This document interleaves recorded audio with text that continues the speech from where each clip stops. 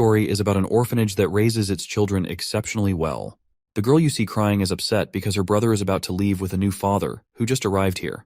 You might be wondering why this man doesn't fit the typical image of a parent you might have imagined.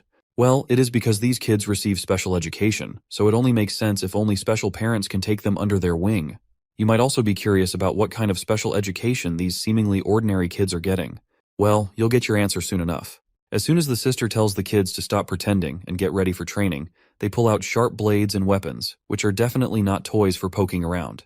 The sister even tells the little girl not to let her snot dangle out of her nose while pretending to cry, because it looks gross, and she doesn't want the new parents to get a bad impression of the kids they've raised so dearly. The girl quickly owns up and hastily wipes her nose. We also meet the proud director of the orphanage, who takes major pride in this special education approach. He sees it as a real gift for these kids, because they've been trained as living, breathing weapons ever since they learned how to walk. These kids are raised with super strict supervision to make sure they meet the standards of the filthy rich. Because of this crazy attention to detail, it costs a fortune to train each child properly. Another question that might come up in your mind is what these kids are actually used for. Well, there is not any straightforward answer to this question, and the director just says they're like computers. And what they're used for is decided by the buyers, or as you might call them, the new parents. For example, this rich fat cat who has just adopted a new kid shows his new son a photo of a man and says, "This is your target. Memorize his face." The director then explains that since these kids are living weapons, they pose significant threat to the buyer. So the orphanage made sure to drill each and everyone with 3 absolute principles from a young age. These are the rules they can't disobey because they have been wired in their subconscious mind, and the orphanage calls these the 3 absolute principles, and they're crucial for keeping the kids under control. While this fat guy is drilling the boy about memorizing the photo, the kid, however, points out that there's a car tailing them closely. The old man is a bit startled to hear something he never asked, so he starts yelling at the kid, demanding to know what the heck he's talking about, and tells him to just focus on memorizing the damn picture. The kid quickly snaps back to attention and swears to follow the orders. And there you go. That's what the first principle is all about. Absolute compliance to the parents' orders. That car tailing them smashes into them, and their car flips over from the impact. The kid scrambles out and sees his father badly hurt and barely clinging to life. And that is when we learn about the second principle these kids are drilled with. Never use your powers without your parents' permission. As the kid mourns his father, the attackers get out of their cars with their guns in hand. As they cautiously approach the flipped car, they spot the kid crying and begging for help, shouting that his dad isn't breathing. The attackers are taken aback to see this, because they had no idea that there was a kid in the car. They decide to toss the kid aside to finish up the work, but before they can, the boy whips out a knife and stabs one of them right in the throat, making him bleed like crazy, and then quickly snatches the gun from the fallen enemy. Before the other hitman even realizes what's happening, he sees the kid aiming the gun at him and gets a solid bullet right in the head, ending him with a single shot. And that's what the third rule is all about. Forget the first 2 principles and do whatever it takes to keep your parents safe. The director, on the other hand, couldn't be prouder of his children. He is practically bursting with joy and pride for raising such perfect, exceptional kids. He quickly shows the register book containing information about each and every kid and asks his buyer which one he would prefer. But the buyer flatly refuses any of them. So, the old man puts the register book back on the drawer and reluctantly pulls out a file for a kid who's already been deemed a defective product. He's disappointed that the buyer is only interested in this particular one. Apparently, this misfit kid was a real gem. Even the director is a huge fan of his. He had the best skills out of all the weapons they'd whipped up, and the old man was practically swooning over him. But of course, the kid disappeared, and the director's left wondering if he's even still breathing. They've been on a wild goose chase to find him, but since he's parentless, he can't use his powers without someone's permission. So they're pretty much in the dark because of 0 leads, and he's probably living incognito as just another regular high school kid. Well, it seems like this supposed ultimate weapon is getting pushed around by a bunch of school bullies. After taking a punch from a guy in a white hoodie, he's down for the count, writhing in agony from that one brutal hit. Guess being a top-tier weapon doesn't always mean you can handle a schoolyard smackdown. This guy Yusef with deadpan eyes hovers over our boy, asking him how many points he'd give that punch. The poor guy fumbles out, that's a solid 180,000 points right there. The other bullies in the group high-five Yusef for racking up such a high fist score. Yusef then decides he wants to play further, planning to test his kick to see how many points he can score this time. But before he can walk to our boy Hyunho once again, a blonde dude pushes this blackhead away and rushes up to Hyunho, eager to know how many points his punch can earn. Yusef doesn't appreciate getting pushed by some lowly weirdo, and even Hyunho can tell Yusef is pissed about the blonde's shove. So Yusef silently strolls over to the riled-up blondie, Cyan. When he gets there, he gives Cyan a good old slap across the face, casually saying, "Just paying you back, buddy." No hard feelings. As much as Cyan hates the humiliation of that slap, he swallows his pride and gives a thumbs up to his friend for a solid 180,000-point slap. The guy with the deadpan eyes just smiles and casually walks away, telling Cyan he can buy him a pack of cigarettes instead of flattery. Before Yusef goes, Sion challenges him, promising to fight him next time. Meanwhile, the protagonist is totally fed up with all this nonsense from these ragtag idiots because he knows he could take them all down in one fell swoop. Still, he plays the role of the dumb weakling, and Sion starts choking him, demanding to know if Yusef's punch is actually better than his. Cyan keeps on bullying our boy, treating him like his personal punching bag to vent his frustration, and tells Hyunho to tag along with him for a little while. With no way out, the boy reluctantly follows the rowdy thug and ends up footing the bill for their meal, because, well, Cyan claims he's broke, saying he's all out of cash after running errands for Yusef. Blondie then wonders aloud who would win if he fought Yusef head-on. In response, Hyunho states that he can't say anything for sure. Out of nowhere, Cyan notices the snack shop has the same name as Hyunho, and our guy sheepishly admits it's run by his mom. Right on cue, his mother also shows up and says if Cyan is her son's friend, he can eat as much as he wants. Cyan is genuinely surprised to learn that this is actually Hyunho's mother's shop, and our boy feels pretty disappointed because he had been trying to keep this a secret all along. And he's not sure why his truth had to come out at the hands of this jerk, who's shamelessly running his tongue over his lips, probably looking forward to freeload some more food. Seeing the shifty look on his filthy friend's face, Hyunho grabs his pen, ready to poke a hole in Cyan's eyes if he tries anything sneaky. Just as he's about to make his move, the blondie surprises him by apologizing for not introducing himself properly earlier. He introduces himself as Cyan Park, Hyunho's buddy, and comments that he finally gets why the shop had a weird name. Hyunho's mom chuckles at the joke and mentions that Hyunho told her to keep it under wraps. Cyan then jabs at his friend, saying he's awful at hiding things and that he's also bummed his friend kept such a stunning mom a secret. Hyunho, now totally over this guy's act, knows Cyan's just a piece of work. To avoid any more nonsense, he tells his mom they need to bounce because other friends are waiting for them. The woman packs up some food in a plastic bag and hands it to Cyan, telling him to share it with others. He explicitly and happily states that all Hyunho's friends are like her own children, so Cyan should not shy away from anything. While Hyunho tries to convince her that it's really not necessary, the blondie's eyes light up at the sight of free food. He grabs it without a second thought, completely ignoring Hyunho's internal groans. He is feeling pretty pathetic, internally begging his mom to rethink this, because he knows these guys are just a bunch of bullies, not real friends. Hyunho then pleads with Cyan not to share the food with Yusef or anyone else. Cyan agrees with a smirk and says his goodbyes. Hyunho's mom, ever the gracious host, tells Cyan to bring more friends next time, to which Cyan enthusiastically agrees, saying he'll definitely come back with a crew. Well, that's exactly what Hyunho was trying to avoid, and here we are. Once Cyan's out of sight, the boy turns to his mom and lets loose, and while fighting to keep his tears in check, he furiously demands to know why she didn't just pretend they weren't related. Seeing her son so upset, his mom is totally confused and hurt. She tells him she was just happy to meet his friend, and apologizes if she caused any trouble. Hyunho, meanwhile, is left questioning the rationality behind his words. He has no idea why he's yelling at his mom, especially when she's apologizing. He's feeling like garbage for acting out. His mom tries to explain that she just wanted him to make more friends, which is why she acted the way she did. Hyunho's hand shakes with frustration and confusion, and he's barely holding himself together. The next day at school, Hyunho sees the same tteokbokki his mom makes, sitting right before his eyes. Apparently, Yusef has figured out that Hyunho's mom runs that snack shop down the street. So, he grabbed a bowl for himself.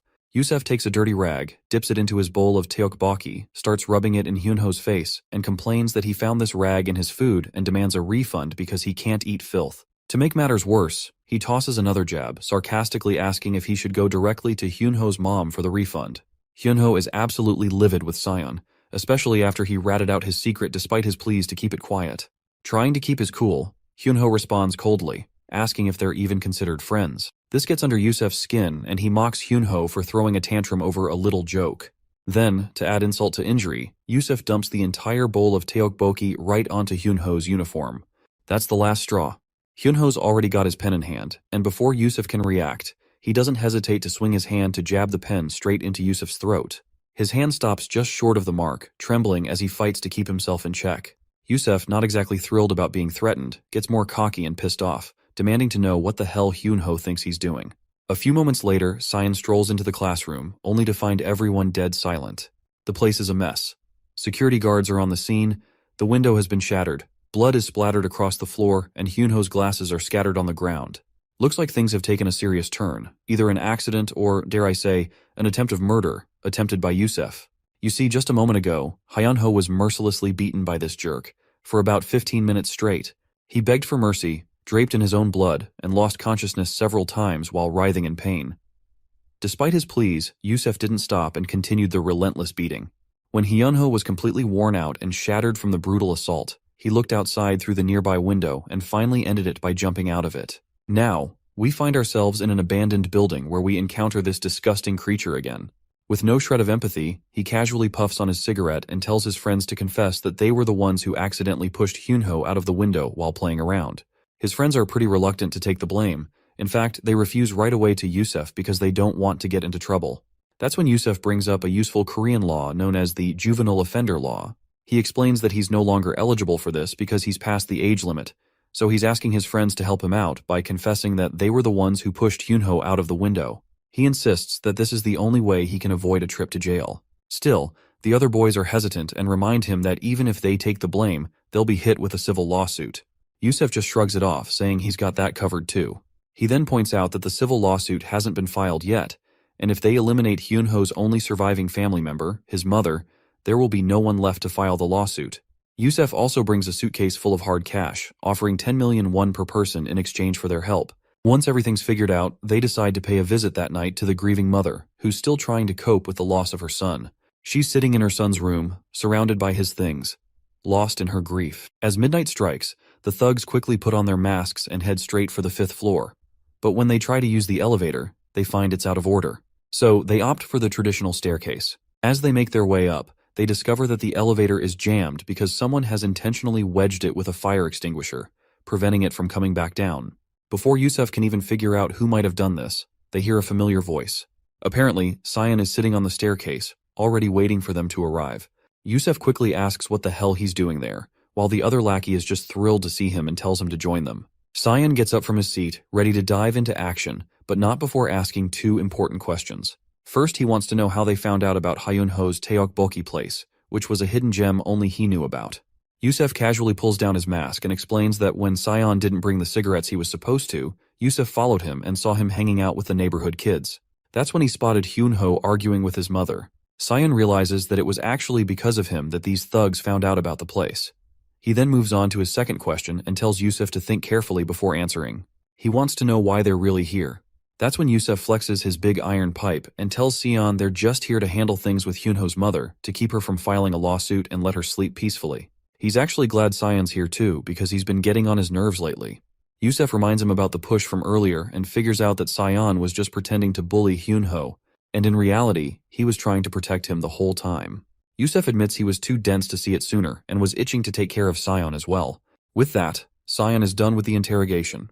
He picks up the fire extinguisher and Yusef doesn't hesitate to swing his giant rod. Sion quickly pulls the pin from the extinguisher, aims it at Yusef, and starts blasting him with all the bubbly gas. As their vision blurs, one of the lackeys catches a glimpse of an extinguisher heading straight for his face. Before he knows it, the red tank smacks him right on the noggin, and the impact also sends Yusef sprawling to the ground too. Sion quickly shoves his buddy off, grabs the rod again while Sion handles the other 2 lackeys. When he sees Yusef making a move, he blocks the iron rod with the extinguisher like a pro. In a flash, he ducks down and slams the extinguisher onto Yusef's feet, smashing his toes into oblivion. Sion then boots him over the stairs, sending him tumbling backward. He then starts trolling down the stairs, while casually informing Yusef that his cuneiform bone above the metatarsal is broken, and he's pretty sure this arrogant bastard won't be walking anytime soon with those messed up legs. The filthy man groans in pain, lying defenseless on the ground, and shakily asks why Sion is doing this to him. That's when Sion drops the bombshell. He explains that there are 3 principles that were drilled into his mind as a kid. First, a parent's word is absolute. Second, don't use violence without permission. As he says this, he lands a devastating punch right on the guy's head. The other lackeys on the ground are totally lost, not understanding a word of this crazy rant. It's pretty wild that we were led to think Hyunho, the whiny kid with glasses, was the main character. Turns out, Sion is actually the missing kid from the orphanage. After losing several teeth and with a broken nose, Yusef begs for forgiveness and pleads for Sion to stop. But our boy keeps going. explaining that the third principle is, if there's a threat to the parent's safety, the kid can ignore the first two rules and handle the situation however necessary to keep the parent safe.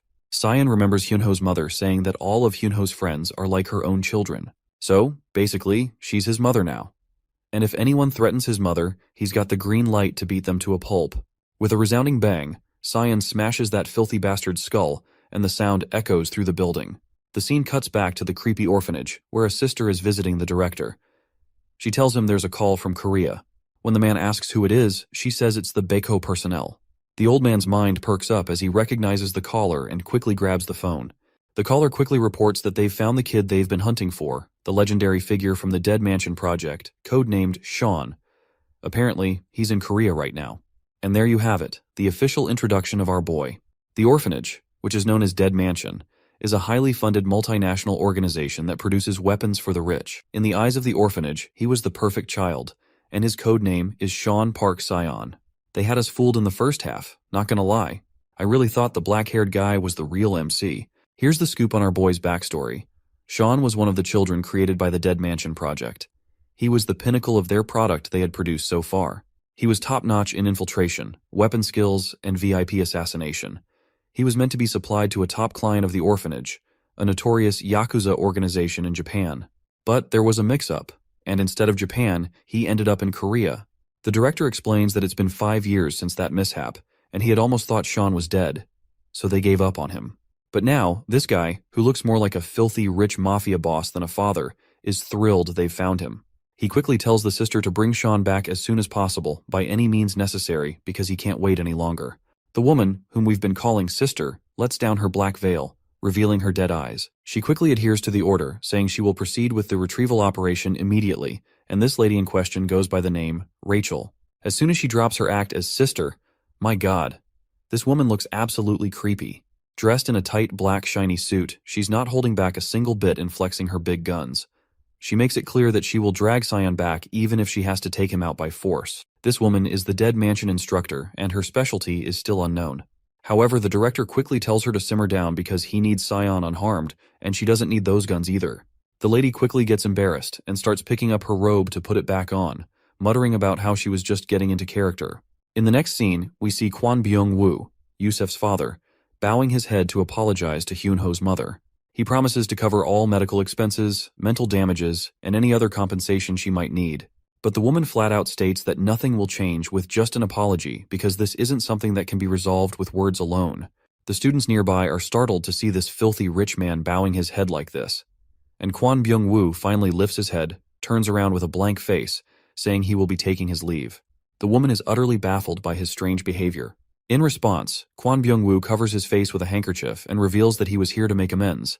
But since they can't resolve anything through discussion, he will leave because efficiency is key in all matters. He then walks forward towards his luxurious Maybach, telling the woman that he also knows other ways to sort out this mess because he's quite the expert in these matters. With those parting words, his car zooms off. He then complains to his manager about how disgustingly stingy and smelly that place was, insisting they tear it all down and build a mixed-use complex instead. The rich man then asks about Sion, or we can also call him Sean, and asks his manager if they have taken care of that kid. The manager lets him know their people are already en route and the secretary will ring them once the job's done. Kwon Byung-woo just nods and heads to Sanlim University Seongsim Hospital. Inside, we find Yusef all banged up, wrapped in bandages like a mummy. He tells his dad the kid who messed him up was no average Joe. He kept rambling about some 3 engraved principles or something. His dad raises an eyebrow, asking if this is the new trend among kids. Yusef just shakes his head, saying he hasn't a clue. Before Yusef can spill more, his dad cuts him off and gives a cold stare to the women and humbly requests the nurse to give them some alone time. Once the lady is out of the way, he slaps his son hard right over his face, just like any typical father. After slapping Yusef's face, Byung-woo lets him have it. What's really grinding his gears isn't just that his son picked a fight, bullied some kids, and caused them to jump out of a window. Nah, what's really bothering him is that Yusef didn't clean up the mess afterward, leaving a trail of evidence behind. He drills into Yusef that the basics of the job are to avoid doing things twice, meaning don't screw up and leave evidence for others to find. Byung-woo tells him to watch his father closely and learn from this chance to fix things. Meanwhile, Sean is taking a beating from a group of goons sent by Byung-woo. The leader, decked out in gloves, watches as his lackeys drag the injured boy from the ground. With a scowl, he delivers a series of stinging slaps to Sean's face, not stopping until the boy collapses from sheer exhaustion. The glasses-wearing thug, looking down at Sean with a sneer, says, "You might have taken down a few kids, but you're nothing against adults."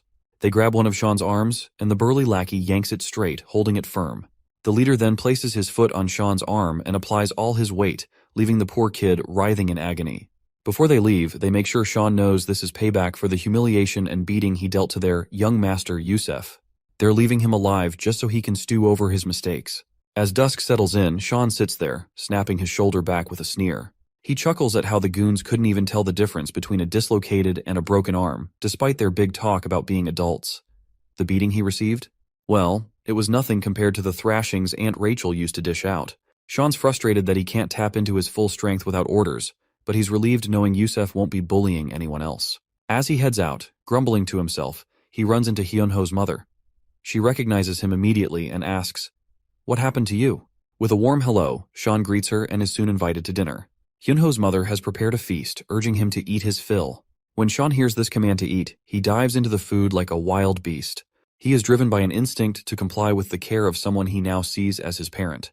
The mother then gently instructs Sean to drink some water, pointing out that it'll help him digest better. Sean follows her advice, downing the water with a hearty gulp and letting out a satisfied burp afterwards. He thanks her for the meal, and she smiles, happy to see him after such a long time. Sean's mood turns serious as he asks about Hyunho's condition. In response, she assures him that the surgery went smoothly and that Hyunho's doing fine. She's hopeful for his recovery, even though things are tough right now. Then, her strength seems to crumble. Her hand starts to shake, and tears flow freely. She sobs, feeling weak compared to her son and helpless as a mother.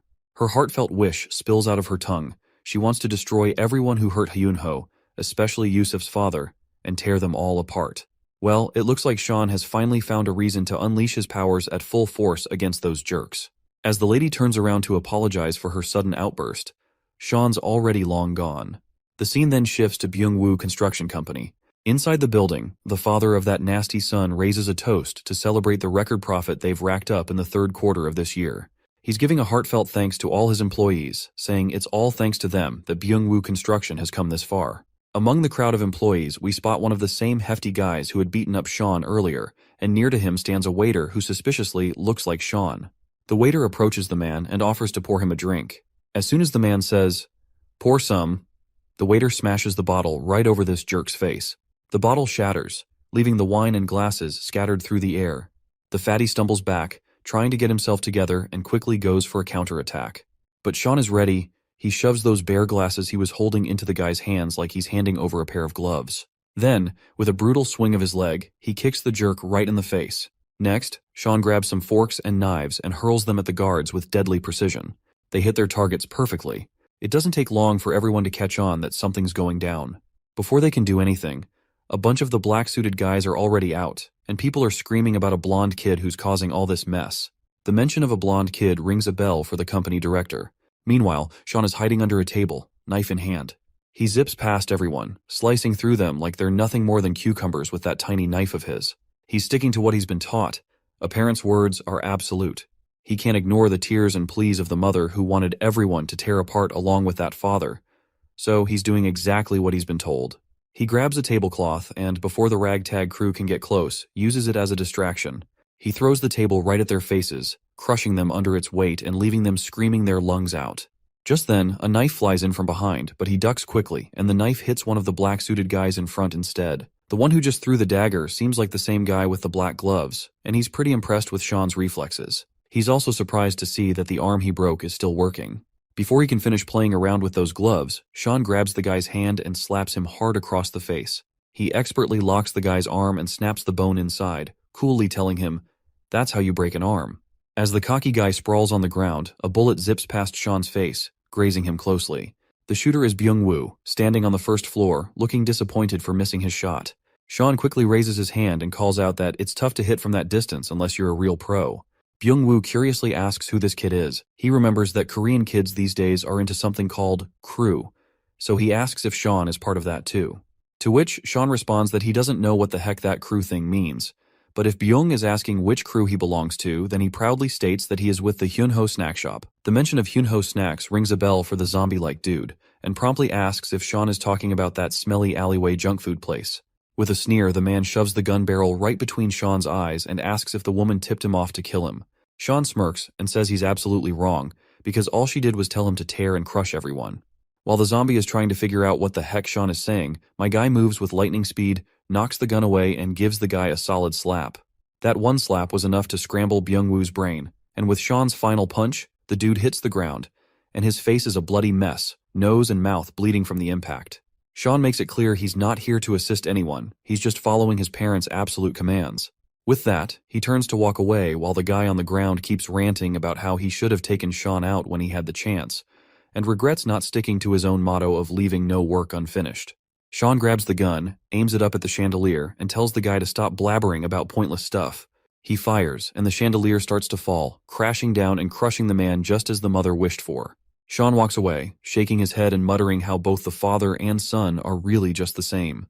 We're back in the hospital, where the nurse asks Yusef if he's feeling any better. The arrogant guy just scoffs and asks why he'd be here if he was doing well. The nurse comments that she's heard school violence can be pretty intense these days, but she's never seen anyone as badly hurt as him before. She wonders if the kid who hit him must have been a real expert, though even for high schoolers, this is pretty extreme. As she squats down to pick up her things, we get a glimpse of her giant ass. Man, we already know that the Russians are thick as hell, but this is something next level. She then grabs the injection and asks Yusef what he was discussing with his father earlier about some 3 principles. Noticing the weird color of the injection, Yusef questions what the heck she's injecting him with. Rachel then pulls out her mask and reassures him not to worry, saying that as long as she only uses half, he won't die. It looks like she's finally here to take our guy, and she starts pressing against his chest, grilling him about those 3 absolute principles he mentioned. The guy gets genuinely scared by her death glare and tells her to just get the hell out. That's when Rachel pulls off her fake hair and stops playing games. She straightforwardly demands he reveal the name of the kid who messed him up like that. We also find out her specialties, which are disguise, infiltration, interrogation, and of course, torture. Shortly after, Rachel calls the director when she arrives at Byung-woo's company. She tells him that the boy apparently used his powers. The director is shocked by this news, and Rachel further explains that she rushed to the spot where Sean was last reported. But by the time she got there, he was already gone. The place was a mess, with people badly injured, something only Sean's powers could have caused. The director is confused, saying he has no idea what's going on, because in the history of the Dead Mansion, no one has gone against the absolute 3 principles. The old man walks over to a cupboard, and as he opens it, a deluge of books spills out. He remarks that if Sean is ignoring the absolute 3 principles, it's no ordinary matter anymore. The weapons the Dead Mansion sold off could bypass these principles and target the Dead Mansion itself. He instructs her that her mission has changed, and she must ensure that if Sean is disregarding the principles, she'll need to take action.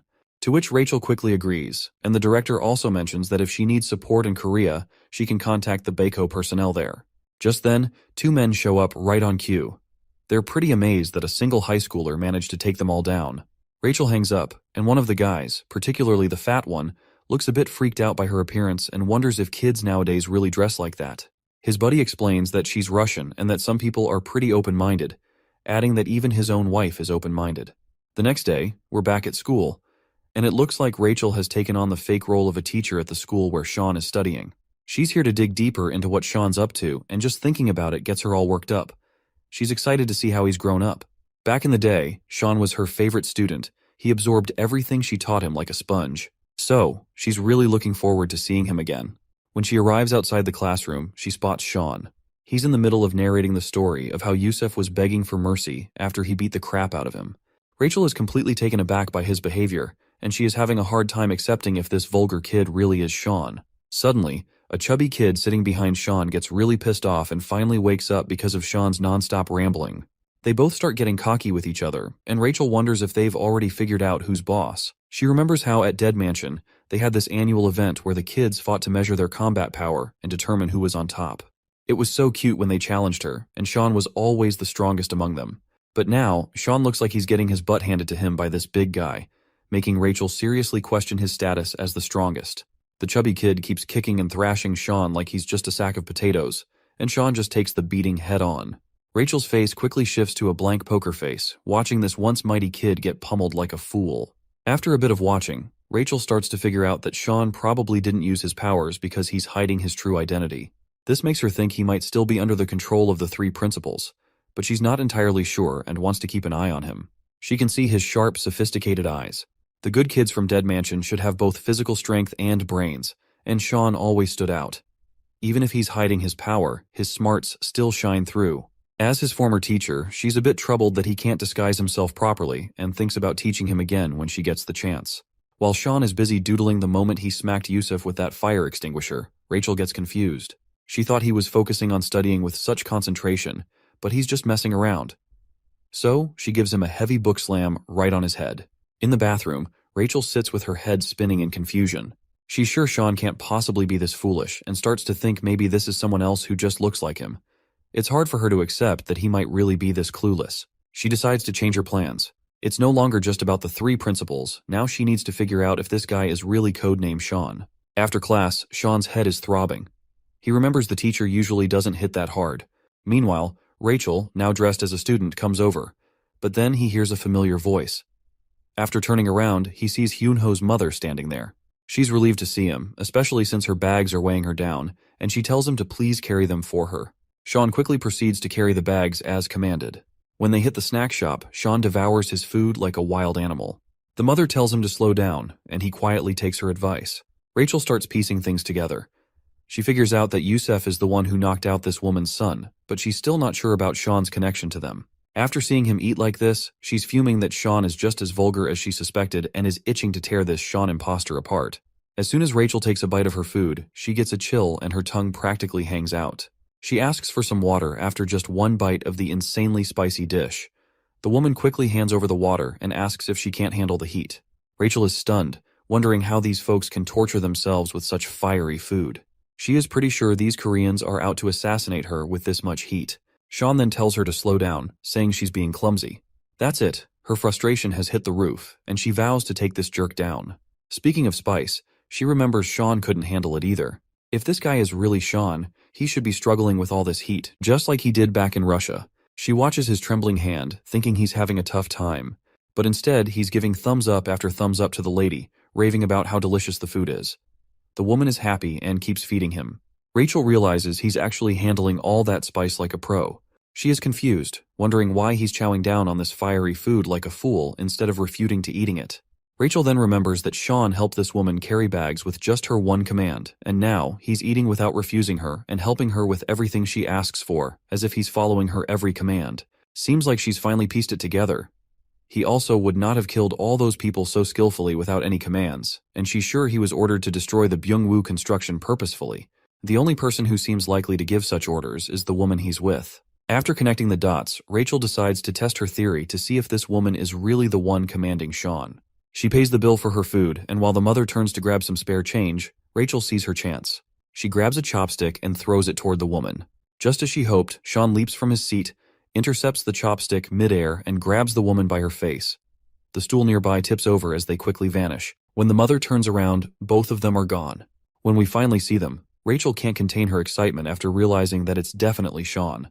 On the other hand, it does not take long for our boy to figure out who she is, telling her to drop the act and stop tailing him like that. Rachel greets him officially and asks why he's hanging out with that woman and why he is following her orders like she's his mom. She is sure that there's no way a rundown snack shop owner could be connected to a top kid from Dead Mansion. Sean stays tight-lipped, so Rachel decides to take action. She grabs his hand, launches him into the air, and slams him down to the ground like a sack of potatoes. I can tell the impact was pretty rough, judging by his groans of pain. Rachel then tells him to stop messing around. It's time for him to get back to the orphanage, because there's a whole line of clients waiting for him. Suddenly, Sean's mind flashes back to the painful memories which had been buried in his mind. He is standing in the middle of knocked-out kids, and he's probably the one who left them out cold during their training. There is also this mysterious woman who gave him the name Park Syan, but he can't seem to remember her. In a sudden burst of shock, Sean blurts out and asks Rachel who this woman in his memories is. Rachel is confused by his random question, but before she can respond, Sean smashes his head into her nose, pushes her away, and gets back on his feet. As she pushes the blood out of her nose, her fury flares up. She demands to know if he really doesn't want to come back without a fight. But before she can make a move, Sean has already run away. He's sprinting across the rooftops, blown away that they sent Rachel after him. The image of the bloodied woman keeps flashing in his mind, and he's determined to figure out who she is, haunting his memories. Back at the dead mansion, the director is having a full-on meltdown over the news that Sean managed to escape. Rachel apologizes, saying he slipped away while she was momentarily distracted.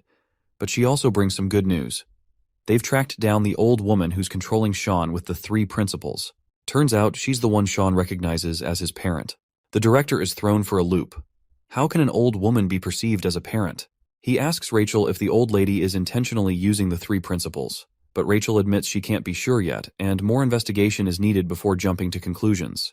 The director decides it's best to verify things with the old woman before sending more resources after Sean. After a wardrobe change, Rachel steps out of the bathroom in this old lady disguise, leaving this other old woman confused, who can bet her life that she just had seen a young girl enter the restroom earlier. Meanwhile, the director is busy explaining to us that there are only 2 ways to retrieve a good child from their parents, and we'll learn about the first method soon enough. Back with Hyunho's mother, she is taken aback by the appearance of this elegant old lady. Rachel, under the disguise, sternly advises her to keep her distance from Sean. She introduces herself as Sean's mother, noting that she's often busy with business trips and hasn't paid much attention to her child. Now she's all dramatic about how it breaks her heart that Sean's been eating such awful spicy food. Hyunho's mother suddenly realizes that Sean can't handle spicy food and feels a bit of guilt for making him eat it all this time. It's a harsh wake-up call that she's been feeding him stuff that's clearly not good for him.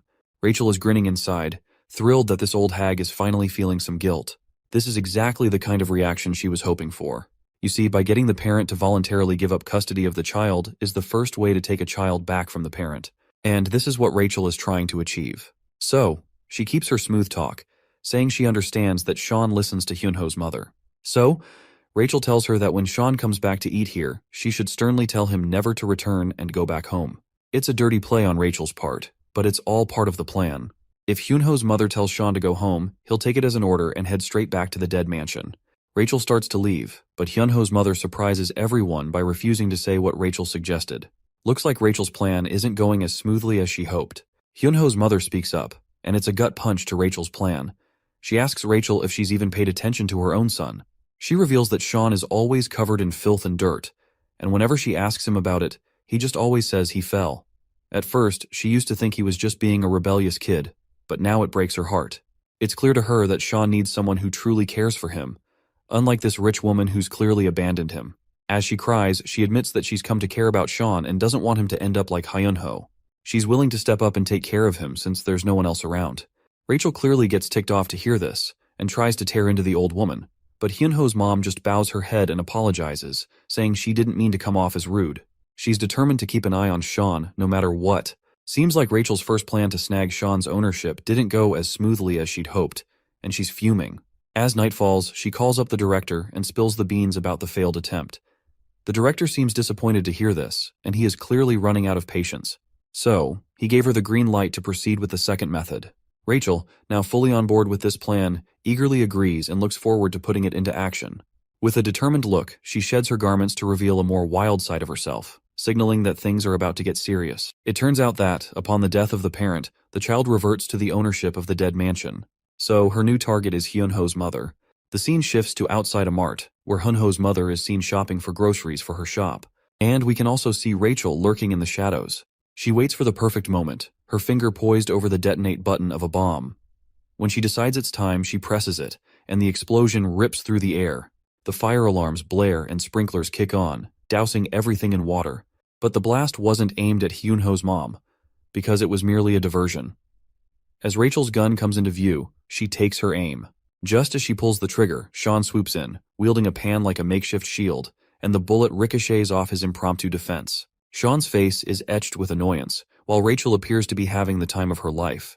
Sean is amazed to see that the bullet-blocking move he picked up from a game actually worked in real life. He then drops the pan and strides toward Rachel, looking clearly annoyed by her actions.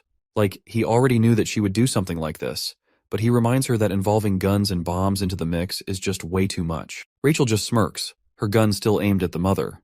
Sean reacts quickly and shoves the shelf she was hiding behind. But the girl quickly bolts away before that shelf crashes over her. He then takes her by surprise and quickly disarms her with just one kick at her hand.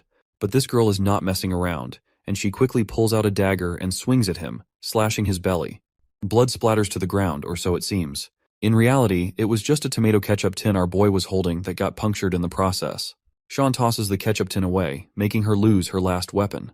He quickly tries to smash her with his knee, but she ducks and shoves his feet, sending him crashing into the shelves. She then asks him if he seriously thinks he can take her teacher down like this. She says she wanted to bring him back unharmed, but it looks like that's not an option anymore. Meanwhile, the mother is still trying to figure out what's going on. And that's when she spots a little kid stuck in the chaos, crying his eyes out. Amid all the commotion, he's sobbing for his mom. The woman rushes over, asking if he's hurt.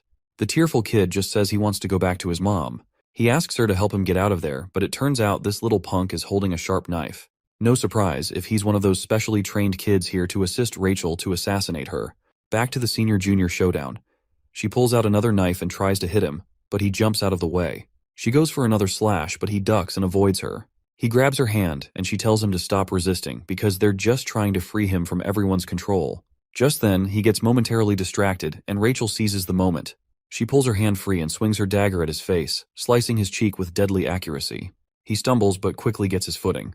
He grabs 2 cans from a nearby shelf and chucks them at her face, but she just knocks them away and tells him to let the old hag die. If he does, he can head back to the dead mansion whenever he wants. Sean then grabs a packet of flour and throws it right at her face. She makes the dumb mistake of slashing at the flour packet, sending it floating through the air and blocking her view. While struggling to breathe through the flour, she doesn't notice the scissors coming her way. Thanks to her quick reflexes, she narrowly avoids a serious cut, ending up with just a small mark on her face and her hair slightly trimmed. She quickly steps back, but Sean takes another swing at her. She drops to the floor, and with a crazy grin she gets back up and comes at him with her blades. Their strengths seem pretty evenly matched. Or maybe he's just better than his teacher now. Before she can figure out her next move, he grabs her hand and shoves her into a grocery cart, leaving her stuck inside like a little kid. Sean gives her a cold stare and asks if she has learned her lesson, but the woman just grunts in frustration. Sean tells her to leave him and his mother alone, then kicks her cart forward, leaving her slamming into the other carts lined up, and he quickly locks her cart with the rest. With a smirk, he tells her to enjoy herself and walks off, leaving her stuck and grumbling. Back to the little maniac kid, he sees his chance and swings his dagger at her chest while she's looking away. But Sean swoops in just in time, leaving the little kid stunned right there. The mother's confused, wondering why he's here when he should be at school and why his clothes are all messed up. Meanwhile, the kid on the ground recognizes Sean as the legend of the dead mansion, and figures that if Sean's here, Rachel must have already been beaten by him. The woman explains that this little guy has lost his mother. Sean asks the kid for his parents' phone number, but the kid acts clueless and starts fake crying as he runs toward Hyunho's mother. Sean quickly grabs him, lifts him up, and tells him to stop whining. He then gets close to the kid's ear and asks him if he hasn't learned that sticking out too much just makes people dislike you. He further playfully threatens the kid with some cryptic talk and gives him a little slap, making the dagger the kid was holding drop. Sean quickly steps on the dagger to hide it, and that one slap was enough to knock the kid out cold. After that little showdown, we're back at the dead mansion. The director wakes up in the middle of the night because of an unexpected phone call. Grumbling, he throws on his gown and heads to the phone, hoping for some good news to make this early wake-up worth it. When he hears the caller's voice, a smile spreads across his face as he recognizes it's Sean on the line. He asks the old man if he really thought he could catch him with just Rachel and that little kid, Eugene. The old man's face quickly goes pale as he asks if Rachel is dead. Sean doesn't give him a direct answer, just says that no matter how many people he sends, the result will be the same. He can send as many as he wants, but it won't change a thing. The old man gets really worked up when he hears Sean is taking on the entire dead mansion instead of running away. Sean makes it clear that if there's a threat to the parents' safety, he'll handle it based on the third principle. He's more than ready to stick to the rules because he sees the dead mansion as a real threat and will react accordingly. The old man, now on the ground and naked, breaks into a wide grin and starts laughing maniacally. He's overjoyed to see that the kid he raised is surpassing his expectations and thinks of Sean as a divine gift, perfectly following the three principles. He wishes Sean good luck and tells him to send the little kid back, promising not to attack the lady if Sean does that. Sean then tells the old man to call Rachel back, and the director just gets even more excited. Can't wait to meet Sean face to face. Sean tells Eugene to wake the hell up. As soon as this little brat opens his eyes, he goes on high alert. Sean informs him that he's already taken away all the weapons he was hiding, so he should save his breath instead of looking for them. He further tells the kid to eat the food since he hasn't had anything to eat. Eugene hesitates at first, but soon devours all the food in no time. Once they start heading out, Sean asks if he liked the food. But this moody brat replies, "Not really." Sean cheekily points out that if he didn't like it, he wouldn't have chowed down like a wild dog. While they're bantering, Rachel finally shows up and looks relieved to see that the kid is alive. Rachel quickly calls the kid over and he meekly walks toward her. Sean tells Rachel to take the food and make sure to fill her belly too. But this woman gives him a cold look, saying he shouldn't act so cool and chill because she hasn't given up on him yet. She walks off, saying they'll meet again soon. Rachel then starts scolding the little kid, asking why an annoying brat like him couldn't take down the old woman. Eugene apologizes for failing, and Rachel, annoyed, dismisses him. She tells him that useless brats like him should have been dealt with a long time ago. Her words make the kid shiver, and he apologizes again. Just then, Sean calls out to the kid from behind, asking if the tteokbokki he ate was tasty, and he is asking this for one last time, so he better question wisely. The kid tilts his head and, with tears streaming down his face, he says it was tasty.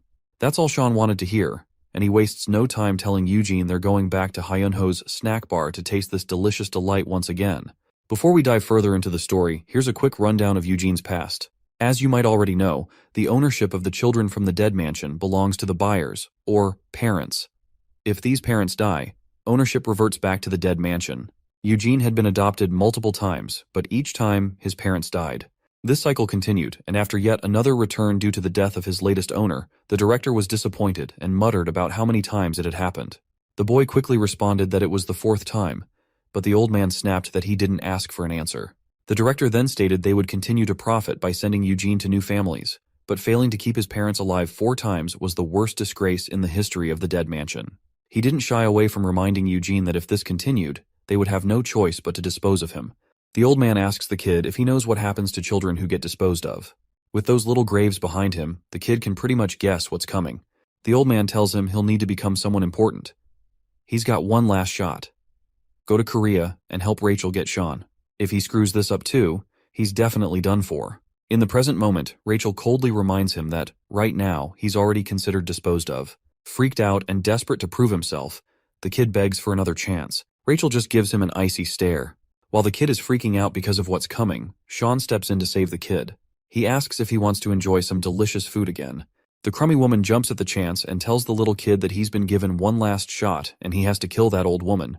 Hearing this, the kid is on the verge of tears. Realizing he's been granted a final chance to prove himself, he starts crying and quickly says the food was delicious. So, while we thought this crummy little brat was just thrilled because Sean wanted to free him, it turns out he's actually just grateful for another shot at redemption. On the other hand, Sean cracks his wrists, ready to take the kid back to the snack shop. Rachel can tell that he still sees her as a threat to the parent, so she's sure he's prepared to fight if necessary. Even though she would happily hand Eugene over, Rachel gets dramatic, asking why Sean is taking him after promising to let them go if they spared the old woman. Sean simply shrugs and says the kid wants to stay himself, and since he finds the food delicious, he has no choice but to take him with him. She finally resigns, and decides to let Eugene go with Sean. Before the little kid heads over to Sean, Rachel cryptically reminds him that this is his last chance and he better make it worthwhile. With that, the kid quickly walks over to Sean.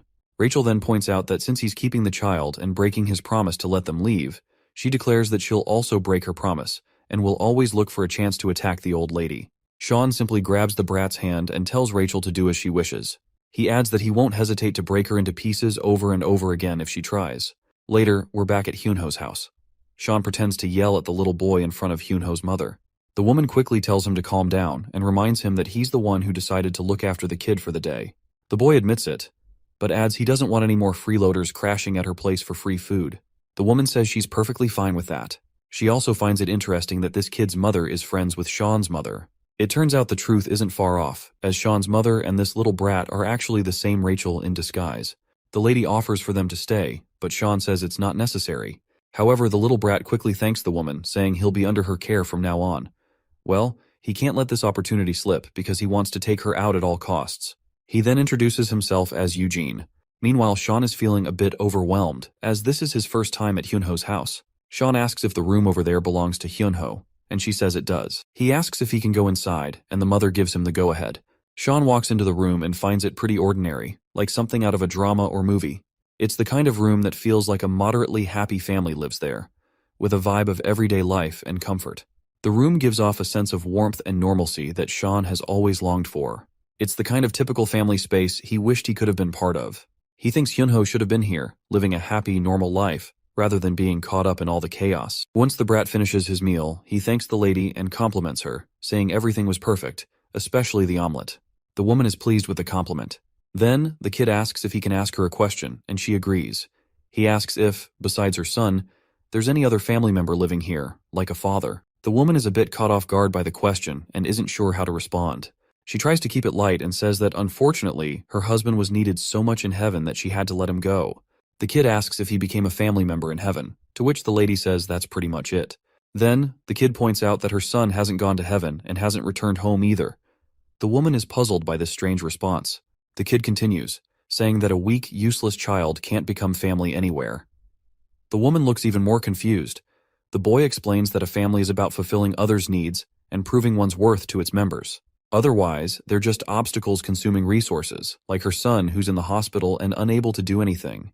The lady is really pissed off and jumps up, saying that's completely wrong because that's not what a family is. The kid curiously asks what a family is then. But before she can answer, Sean playfully grabs the kid from behind and starts dragging him, asking if they can sleep in the living room. The woman agrees and mentions that Hyunho's room is empty, but Sean states that he can sleep in the living room over the sofas and the kid will just sleep on the floor. The mother's eyes warm up at their playful sight. As midnight strikes, we see Eugene's face is set in a scowl. It's clear that his displeasure stems from the fact that Sean is making him sleep over on the floor. He then notices light coming from Hyunho's room and decides to check it out. As he peeks inside, he sees the old woman sitting in a chair, looking at her son's photo. Eugene finds it odd that this woman calls her useless child a family, and even welcomes strangers like him as a family, whom she has never met before.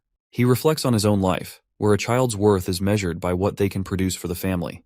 He can't understand how being a so-called useless child can be considered family. Eugene quickly grabs the gun, aiming it at the old woman with trembling hands. He's desperate to prove his worth and become a necessary family member, believing that killing her is the only way to do it. But despite his determination, he just stands there, unable to pull the trigger. Sean quietly closes the door in front of him, and sternly asks if this is really what Eugene wants to do. Eugene's hands shake as he looks at Sean and admits he's just following orders. He then quickly turns the gun on our boy, telling him not to interfere. As he pulls the trigger, no bullet fires. Seeing this, Eugene looks puzzled, wondering why the gun is empty. Sean then scatters all those bullets down on the ground and reveals that he had already taken all the bullets away while Eugene was sleeping. He also knows that Rachel was the one who gave him the gun. Sean gives this brat death glares and extends his hand to grab the gun, pointing out that it's a 15-round 9mm parabellum that weighs 112.5 grams. He says the kid should have noticed the magazine was empty when he held the gun and reminds him he's still just an amateur. Annoyed by the remark, the brat grabs his blade and tries to swing it at Sean.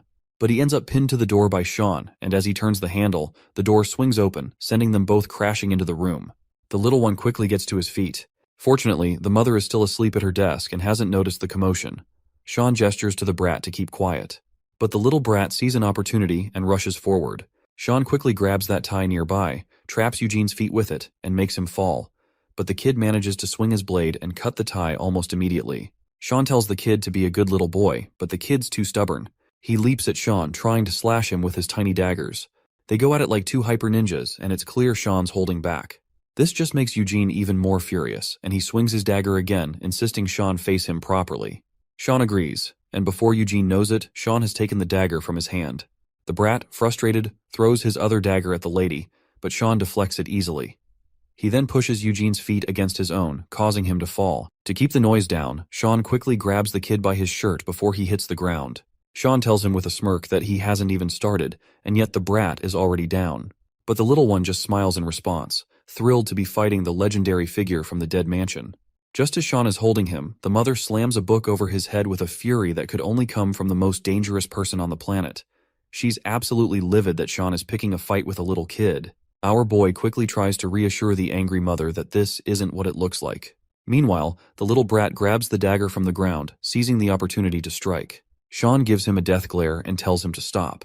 Then, Sean quickly grabs the little one by the shoulders, reassuring the mother that they're just buddies having a morning exercise session and that the dagger is just a toy. Seems like this little one is still fixated on killing the woman, but realizes he won't get any chance while Sean is around, so he starts to think of a sneakier approach to get the job done. The lady turns to Eugene and tells him he shouldn't pick fights with his big brother because they're all one family under one roof. The word family catches Eugene off guard again, and he gets somber, finally asking why he's being considered part of this family. Sean quickly reminds him that they eat together and sleep under the same roof. The woman agrees and pats Eugene, saying that since he's living here, he's already part of the family. Just then, someone knocks on the door, calling out to see if anyone is inside. The mother goes to answer and, upon opening the door, finds a young high school girl. Well, or should I say, Rachel in disguise. Anyway, she greets the lady as Mother, apologizes for arriving so early, and introduces herself as Marie, Eugene's older sister. Rachel, in her Marie disguise, thanks the mother for taking care of Eugene. Sean peeks over and asks who's at the door. The mother tells him Eugene's sister has arrived to pick him up. Sean recognizes who this sister really is, so he steps outside to greet her. He asks Rachel what brings her here, and she simply says she's here to pick Eugene up. Rachel drops the little sister act and cheekily explains that she's there to take the boy back for the woman's safety. As agreed, Sean then asks if she's the one who ordered Eugene to kill the mother. Rachel leans in and whispers that it was just a temporary order from her, and there's nothing to worry about. Sean tells her, first of all, to put away the knives she's hiding before saying that. She tells our boy not to worry and reassures him that as long as he cooperates, there's nothing to fear. Sean is a bit creeped out by how casually she's threatening him and asks what happens if he doesn't cooperate. Suddenly, Eugene bursts out with a big smile, asking why his sister took so long to get here. He hugs her right away, and she's all dramatic, showing her happiness at seeing him. But while she's being all cheerful, she quietly reminds Eugene that he's failed again and that the director will be pretty disappointed. Eugene snaps at her, asking if she's playing dumb or something. He explains that he hasn't ditched his mission, he's just trying to blend in with these people as family before making his move against the woman. He reminds her that the mother is guarded by the legendary hand of the dead mansion. He might look like an unattractive dumb monkey, but he's no ordinary Joe. In fact, he has fought Sean many times and failed miserably each time. Rachel agrees, saying he really does look like a kind of fool monkey. She apologizes for messing up his operation but reassures him there's nothing to worry about right now. They're ditching their current mission and heading back to the dead mansion right away. As Rachel extends her hand, the boy grabs it quietly, ready to leave with her. They announce they're heading out, and while Rachel shakes hands for a final goodbye, the little boy turns his head, telling her to let's go, probably because he doesn't want to look at the mother. He starts walking away with her. Just then, the mother calls out to Eugene, smiling and telling him to come back next time, and promises to make him an omelet just for him. The little one looks back at the mother with a touch of admiration, offering a faint smile and a simple nod to show he heard her. The mother then tells Sean to make sure to visit again with Eugene. She promises to cook up something nice for them both. Sean agrees and says he'll definitely bring Eugene along next time. The next day, we're at the school principal's office. The principal starts by apologizing for the delay, explaining that the school had to go through several committees to decide on the punishments, which took some time. He gives her the good news that the perpetrator's parents have promised to cover the damages, and all the offending kids will be suspended. The woman listens quietly, and when the principal shows her the file listing all the perpetrators, she's stunned to see a familiar face, and she quickly asks what the hell Sean's photo is doing in the file. Let's turn our attention to the dead mansion, and check what's up with this unhinged organization. Inside, the director was on a call, receiving the rundown of what happened to Rachel's mission, and he sounded pissed. Back in her everyday undisguised look, Rachel could only apologize to her boss. She explained that she ordered Eugene to kill the old woman, but that plan did not pan out as it was supposed to. Rachel attributed the failure to the kid being a defective and useless product incapable of killing an old woman. He's a dud who can't even carry out an order properly. The director halted Rachel's angry rant, steering the conversation to what he really wanted to hear. He had already handed down the order to retrieve Eugene and leave the old woman alone, and yet she still went crazy and ordered the kid to eliminate the poor woman. From the director's perspective, Rachel is the one failing to carry out the mansion's orders properly, and you really don't want to disobey this man. She insisted that the only thing she failed at was retrieving Sean. However, the director placed great importance on promises regardless of who the promise was made to. That's just his principle. With a crazed look, the director preached that before God, there should only be faith and trust. Everything else aside from those is heresy. However, there are still good children who lack faith. He had no choice but to create the controlling measure called the 3 principles. So, Rachel must remember the consequences of uncontrolled and unexpected events from the past. Orders, principles, and promises. These are the absolute rules of Dead Mansion. Hearing the director's preaching over the phone, Rachel's faith was stoked. But she was still concerned about the retrieval of Sean. They can't give up so easily. The director has other plans for that in the near future, though. There are many ways to handle that matter without directly touching the old woman and making an enemy out of Sean. Mary, who posed as Eugene's sister, had already started the operation using her multiple smartphones. The very next day, Sean went to school as usual. He looked deathly tired and bored, and the lectures had not even started yet. He noticed that some of his classmates were looking at him differently. There were hints of fear and vigilance in their eyes. Walking to his seat, he casually asked his seatmate what was up and why everyone was acting so weird. Maybe people are just on edge for an exam he didn't know about. Seeing as his seatmate was tight-lipped, Sean got a little frustrated. The first ones to talk to him were the big bastards sitting in the last row of the class. They wanted to know if what they heard about Park Chyan was for real. It turned out that Mary had already propagated photos of Sean choking out Hyunho. It was a pretty blatant piece of evidence that he was a bully. He could quickly tell that this was a low-quality photoshopped image, but for untrained eyes, it probably looked real. When asked where they got the pictures, the big bastards at the back of the class seemed reluctant to spill. After a few seconds of thinking, the three big bastards lowered their heads to apologize, admitting that they were wrong all this time. There were rumors going around that Park Chyan beat up Joseph, taking the guy on as an underling. This ridiculous rumor had already spread all over the school. They were saying that Joseph was terrified of Chyan. There were even reports of him being friends with gangsters. They had all the pictures to back it up, and these photos were going too far. Word is that Chyan ordered Joseph to take care of that Hyunho kid in the first place. Hearing that last bit of rumor made his stomach turn. What are these people talking about now? He tried to vehemently deny any involvement with the tragedy that Hyunho went through, but no one believed his words. Just like that, his name was dragged through the mud in just a single night. No matter how badly he wanted to deny the allegations, no one would believe him. It also attracted the attention of the wrong crowd, like the big bastards in the back row. They were shoving and pushing people around Chyan, trying to suck up to the new big dog in town. The big bastard even threatened an innocent bystander to shut up or end up like Hyunho. Hearing those threats, Chyan stepped in to clamp the bastard's heavy hand. Chyan laughed, playing it off like he was trying to hide his involvement. He then invited the big bastard Sumjin outside to give them the real story of what actually happened. The other classmates were visibly fearful and disgusted by his words and demeanor. But this was the only way he could control the situation. Dead Mansion is really putting him through social torture. He let all the thugs out of the room with the same lackadaisical attitude he always had. As soon as they got far enough, the classroom erupted with muted discussions regarding Park Chyan's behavior. With the attack on his image underway, Chyan had to skip today's classes to dig for more information. He hung out with a bunch of thugs behind the school grounds. He found out that everybody received the photoshopped pictures in the group chat earlier this morning before school. The account just shared the photo, stirred the pot with a few words, and left. Of course, the highest names on the suspect list were those persistent Dead Mansion people. He still can't pinpoint their endgame with this plan, though. For now, he'll play along, acting like he just wanted to lead a quiet school life. But the cat's out of the bag now. He even mentioned transferring to another school again. His mood darkened as he told the big bastards that he wanted to graduate without trouble. He doesn't want to get caught up in pranks like this. He's way past the point of troubling himself with childish problems. He has his hands full with the world of adults. So he tasked the big body bastards to make sure that this matter didn't spread any further. Calling them his crew, keeping this quiet was their first job. Hearing Chyan order them around, calling them a crew, made these big boys blush like schoolgirls. While he was receiving their praise, a familiar figure just happened to pass by the dark alleyway. It was none other than Hyunho's mom. She just saw Chyan interacting with what looked like a bad crowd. This brings us back to the principal's office, where she was trying to deny that Chyan was involved in her son's case. She firmly believed that Chyan and Hyunho were friends, and there must have been some kind of misunderstanding along the way.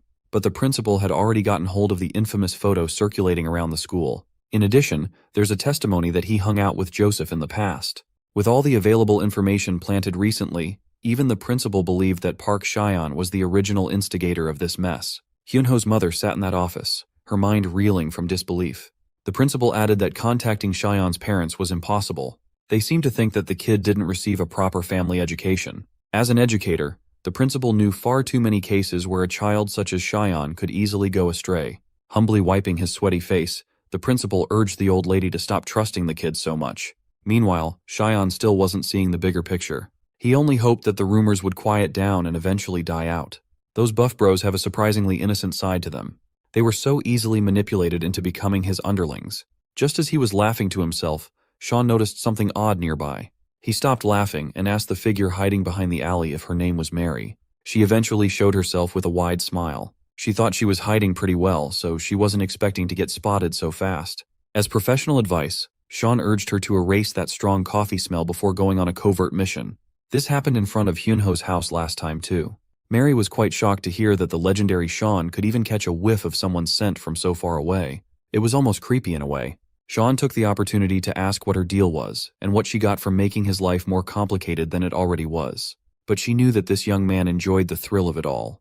She even caught the cool act he showed those buff bastards in the dark alley. Sean cringed a little, not expecting to be under such heavy surveillance. Mary wanted to ask how it feels to be slotted into the top bully position at school. Sean finally snapped. Being in such a negative spotlight wasn't his style at all. He was already popular to begin with. But she wasn't talking about all that. She wanted to know what he thought about the cold and harsh gazes of his peers. The eyes filled with betrayal and contempt underneath. Mary genuinely wanted to know if Sean liked that stuff. Used to such crazy characters from the mansion, Sean stayed chill and confirmed if she was behind all those photos. He admitted that it was well made for its purpose, but it was still a little crude for his tastes. She made a perfect weapon, just good enough to fool the general public. Mary admitted that, given the tight schedule and limited resources, she had to settle for something crude. All Sean was hearing were excuses. Slowly lifting his eyes with a mocking grin, he turned to Mary and said the word, "Scratch." The young lady's smile did not dissipate, but her hand darted into her bag with unprecedented speed. Sean immediately jumped out of the way. His bag suffered 3 gunshot wounds from the conveniently obscured gun inside Mary's purse. He found himself hiding behind concrete walls while trying to pacify Mary. This was Korea. They can't just take a gun out whenever they want. Besides, the mansion's supposed to retrieve him, not kill him. When asked what Mary would do if he was hit, she just laughed and argued that Sean could easily deal with this much firepower without any problems. But in her own opinion, the legend of Sean should just die. She thinks it would be better if they just discard him, not waste more resources for his retrieval. Walking into the dark alley away from the prying eyes of the public, Mary casually tossed her ruined purse away. She was now creeping in with a Glock in her hand. Sean erased his presence, letting the young lady walk deeper into the darkness to find him. Once he deemed the timing was right, Sean pounced at Mary, aiming to remove the gun from her hand. His grip strength was so absurd that the young lady could not make the firearm budge with 2 hands. He slammed Mary right into the nearby wall, hoping to shake her enough to let go of the Glock. But the girl was tough. She knew how to minimize impact damage. More importantly, she knew how to retaliate. Lifting her legs, Mary drew a hidden blade from under her skirt. It was just a tiny knife between her knuckles, but the experience she had wielding such a sneaky weapon made her deadly. Sean immediately protected his vital areas, but he was forced to take Mary's sudden attack. His eyes were as clear as they could be. While moving with zero wasted motion, he asked if this was all she had. Maybe Dead Mansion is really dead now if this is their best. Sean eventually got her in a chokehold, swiping the gun away. He pinned the young lady down on the cold, hard ground of the streets. Keeping her in place with one hand and balling his fist with the other, Mary must have never expected to go down so quickly. Instead of despair, she rolled over with a sly smile on her face. When it came to the matter of being defeated, Mary would like to beg to differ. That immediately became clear when a familiar voice made Sean snap out of his murderous daze. It was Hyunho's mom. She had just finished discussing Cheyenne with the principal, fighting for his name. Now, the young man was out in the street, towering over a young girl, seemingly raising his fist against her. Suddenly, the poor mother didn't know what to believe anymore. This polite young man was supposed to be her son's friend, so why was he behaving like a thug? Mary might be the one lying down on the floor, but she had the smile of someone very pleased with herself. Hyunho's mom finally asked Park Cheyenne if it really was him who hurt her son. Cheyenne immediately sobered up, realizing what his position might look like to those who didn't have the assassination context. Mary was not going to let him get another word of explanation in, though. The young lady played up her distress, getting up from the ground and crying while pleading for Hyunho's mother. Given that they were partly acquainted with one another, the mom asked what exactly was going on with Mary and Cheyenne. No matter how much he tried to discredit her words, he was unable to do so. When the mom yelled at him, calling his full name, Cheyenne was stunned. His obedience made it impossible to go against her words. When she ordered him to stay right where he was standing, he had no other choice but to follow. So, he did not dare move another inch. Balling his fist in frustration, he recalled the 3 principles. A parent's command was absolute.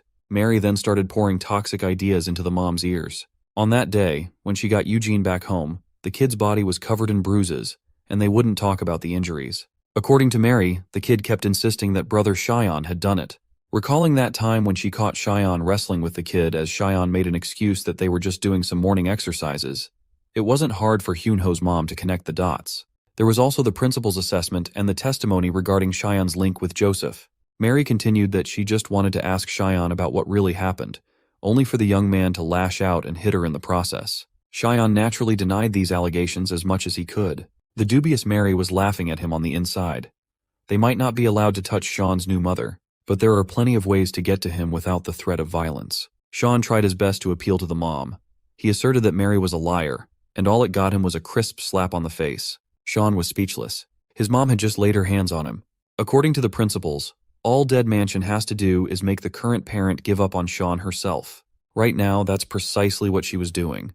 As the upset old lady continued to express her disappointment and anger, Sean feared for her following words. Finally, she told him to never come back ever again. That was the final nail in the coffin. Everything went as Mary had planned. She was quite a genius. As she was about to get into the next phase of her plans, a familiar disguised face made itself known. Her stride was broad and powerful. She commanded an air of confidence and control. It was none other than Sister Rachel in her mommy disguise. It was time for her to swoop in and play the role of the disgruntled parent of a troublemaking child. Lifting her glasses, she sounded like an exhausted mother who couldn't handle the antics of a hopeless child. When she told Cheyenne that it was about time to go home now, the young man was visibly shaken. He did not want to return. Back in the Dead Mansion, the director flashed his disgusting grin, showing his bejeweled teeth. On the phone, he had just received updates regarding the success of Sean's retrieval. He praised Mary for such an excellent job. The perv was so excited at the prospect of his greatest weapon coming back that he lost all strength in his knees. He kneeled before a painting of the Lord and thanked the heavens for answering his prayers. The director attributed all the success to Mary and her twisted ideas. She made a truly befitting resolution as Dead Mansion's most excellent strategist. Acting modest despite all the praise, Mary insisted that she just did what the director wished for, and she would continue doing so. When the old perv started going on and on about how the legend of Dead Mansion was finally going home, that Sean was finally joining their ranks again, Mary's mood took a turn for the worse. Her next orders were to return as quickly as possible, and she accepted the task without a fuss. On the other side of the room were Sister Rachel and the parentless weapon, Sean. They were busy eating pizza, ice cream, spicy noodles, and all kinds of good food. Rachel commented on how similar their tastes were when it came to food, knowing full well that Sean was just eating whatever she ordered him to eat. On second look, this demonic nun was actually forcing him to eat pineapple pizza with a side of mint ice cream. This was worse than torture, if you ask me.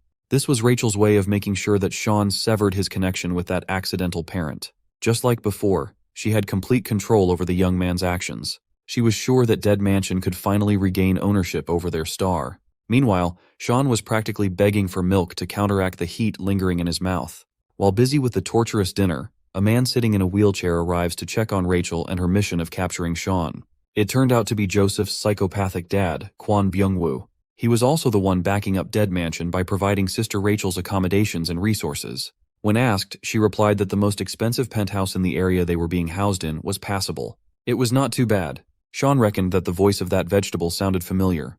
The psycho wasn't bothered by all the nonsense. All he cared about was catching the damned brat that put him in the chair. He would gladly spend any amount of money to make it happen. Realizing who this psycho was, Sean snapped out of his spicy noodle drunkenness and stood up from his seat. He teased that the psycho must be trying out cosplay or something with all the bandages and the wheelchair. This naturally pissed off Joseph's father. This encounter could have escalated out of control if it had not been for Sister Rachel to step in with authority. Pulling out a mini Uzi from God knows where, she pointed its muzzle at the wheelchair-bound psycho. She asserted that, as discussed, Dead Mansion would take custody of Sean and no one else. In return, the organization would not touch Joseph. That was the condition of their deal. The psycho turned around and assured her that he was clear on the details. This was just business after all. Before heading out, the psycho added that Sean was not the only one he was seeking revenge on. Since this didn't concern her at all, Sister Rachel gave the psycho the green light to handle his revenge against other people as he wished. Sitting in front of Sean, Rachel teased that if the psycho guy went on to kill Hyunho's mom as revenge, the Dead Mansion wouldn't lift a finger to retaliate. Sure, the organization promised not to touch the old woman, but they never agreed to a protection mission either.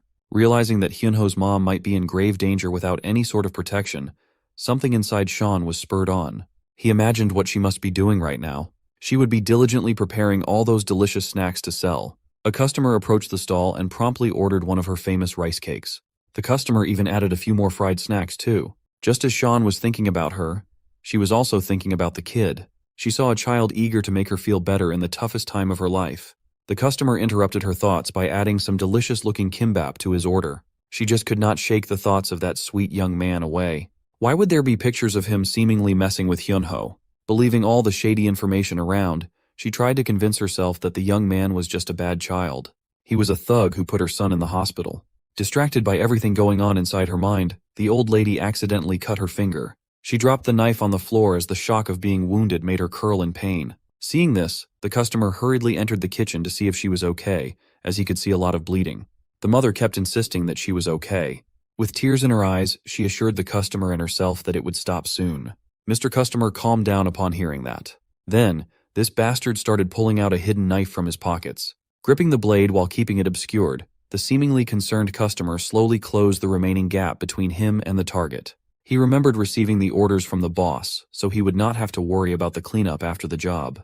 All he had to do was sneak up to the old lady and go for the kill, and their partner company would handle everything after that. Just one hiccup though, Hyunho's mom just picked up a phone call. She must have just received massive news as her eyes darted open in shock upon hearing what the person on the other line said. Hyunho's mom hurriedly turned around and ran out of the shop. She didn't even see the man's knife. She just told the customer to eat as much as he wanted free of charge. When asked where she was going, she simply answered that she was heading for her son. It turned out that Hyunho had miraculously regained consciousness. That phone call was from the hospital, notifying his mom that the kid had awakened.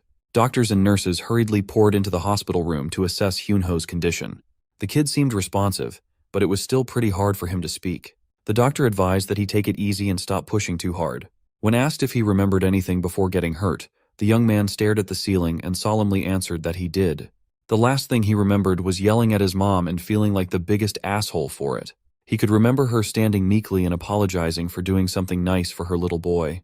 While he was unconscious, all he could think about was how wrong he was for treating his mom with so much disrespect. All he wanted to do was apologize to her. Then the waterworks finally came down. Experiencing all these overwhelming emotions, Hyunho seemingly regressed to a kid desperately looking for his mom. He missed her dearly, and he felt horrible about how their last interaction turned out. As if on cue, his mom barged into the room. She was still red and exhausted from running all the way to her son's hospital room. She made her way in between the doctors and nurses. She only had eyes for her son. The medical practitioners around the old lady eventually noticed that there was blood on her hands. Quite a lot of it, actually. Hyunho grabbed her bloody hand and apologized with as much sincerity as he could muster. He wasn't all there yet mentally, but he just wanted to tell his mom that he was wrong. He was so wrapped up in his own problems that he hurt his mom along the way. Hearing those words from a son you thought was never going to wake up overwhelmed the old lady with all kinds of emotions. Near the door, the assassin customer sent by the psycho was still tailing the poor old lady. He called his boss, telling him that the mom and son were in the same location. They could just simply handle the two together when the chance presented itself. But the boss ordered the operation to stop. The psycho smiled menacingly as he formulated a change of plans. Back in the penthouse, Sister Rachel was going sicko mode on the furniture around her. Nothing was spared from her rage. Her mouth was bleeding while she was holding her submachine gun. She was chanting curses as if she had been wronged by someone. That's because she had been. That psycho, Joseph's father, dared to kidnap Sean, breaking their agreement. The psycho had just thought of a much more exciting plan. He could personally handle Hyunho and his mother right in front of Sean's eyes. Going back a few days ago, we went to the White Tiger Job Center, where laborers are always for hire. Inside, Sister Rachel felt uneasy with her mission. Beside her was that kid, Eugene. Both were on pins and needles while sitting on the couch, waiting for any updates. They were greeted by a pretty office lady with a nice smile. In her hand were 3 cups of coffee for herself and the guests. Rachel criticized the lady for moving so slowly, asking if making her wait so long was worth it. The office lady laughed lightly and apologized for taking so long. She explained that the market and Byungwoo Construction's headquarters were in shambles due to the many things that had to tally after Rachel had made such a big mess. The lady offered Eugene a little cup of hot chocolate, reminding him to drink slowly. Surprised, the kid thanked her for offering. Sister Rachel looked unamused. They were shelling out quite a bit of cash, so a little trouble shouldn't be bothersome. This was a professional agreement after all. Hearing her mention professionalism, the office lady took a seat and agreed they should conduct themselves as professionals. But isn't it deeply unprofessional when one party makes a massive mess without considering the aftermath? That's what the office lady thought. Hearing the lady take a jab at her actions annoyed Sister Rachel. She was quite adept at disguising her words with pleasantries, though. Eugene just sat there in the middle of all the tension, thinking he should have just stayed at the house. Anyway, the office lady had already taken care of everything, and it was up to Rachel to look at the reports, even though she was being blatantly disrespected by coffee served in a paper cup. Byungwoo Constructions also said they didn't need any compensation for damages. The office lady was quite curious about that. Rachel answered that it was an equal exchange between two parties. That's how professionals get things done. Whatever mess Byungwoo Constructions made would have nothing to do with the dead mansion. But the office lady gravely advised Rachel to take a more careful approach from now on. Curious about the ominous tone, Rachel asked what that advice meant. The office lady asserted that professionals should deal with other professionals, not with reckless delinquents. This Byungwoo Constructions organization was a little too hard to trust. Against Rachel's judgment, maybe they were not worthy of being business partners. Back to the present, she was experiencing the fallout of not listening to the office lady's advice and distrust for the dubious Kwon Byung-woo. The chairs and tables of the penthouse suffered in the hands of the angry nun. When she brings out the guns, you know it's serious. It turned out that the psycho had Sean kidnapped and boarded in a moving truck.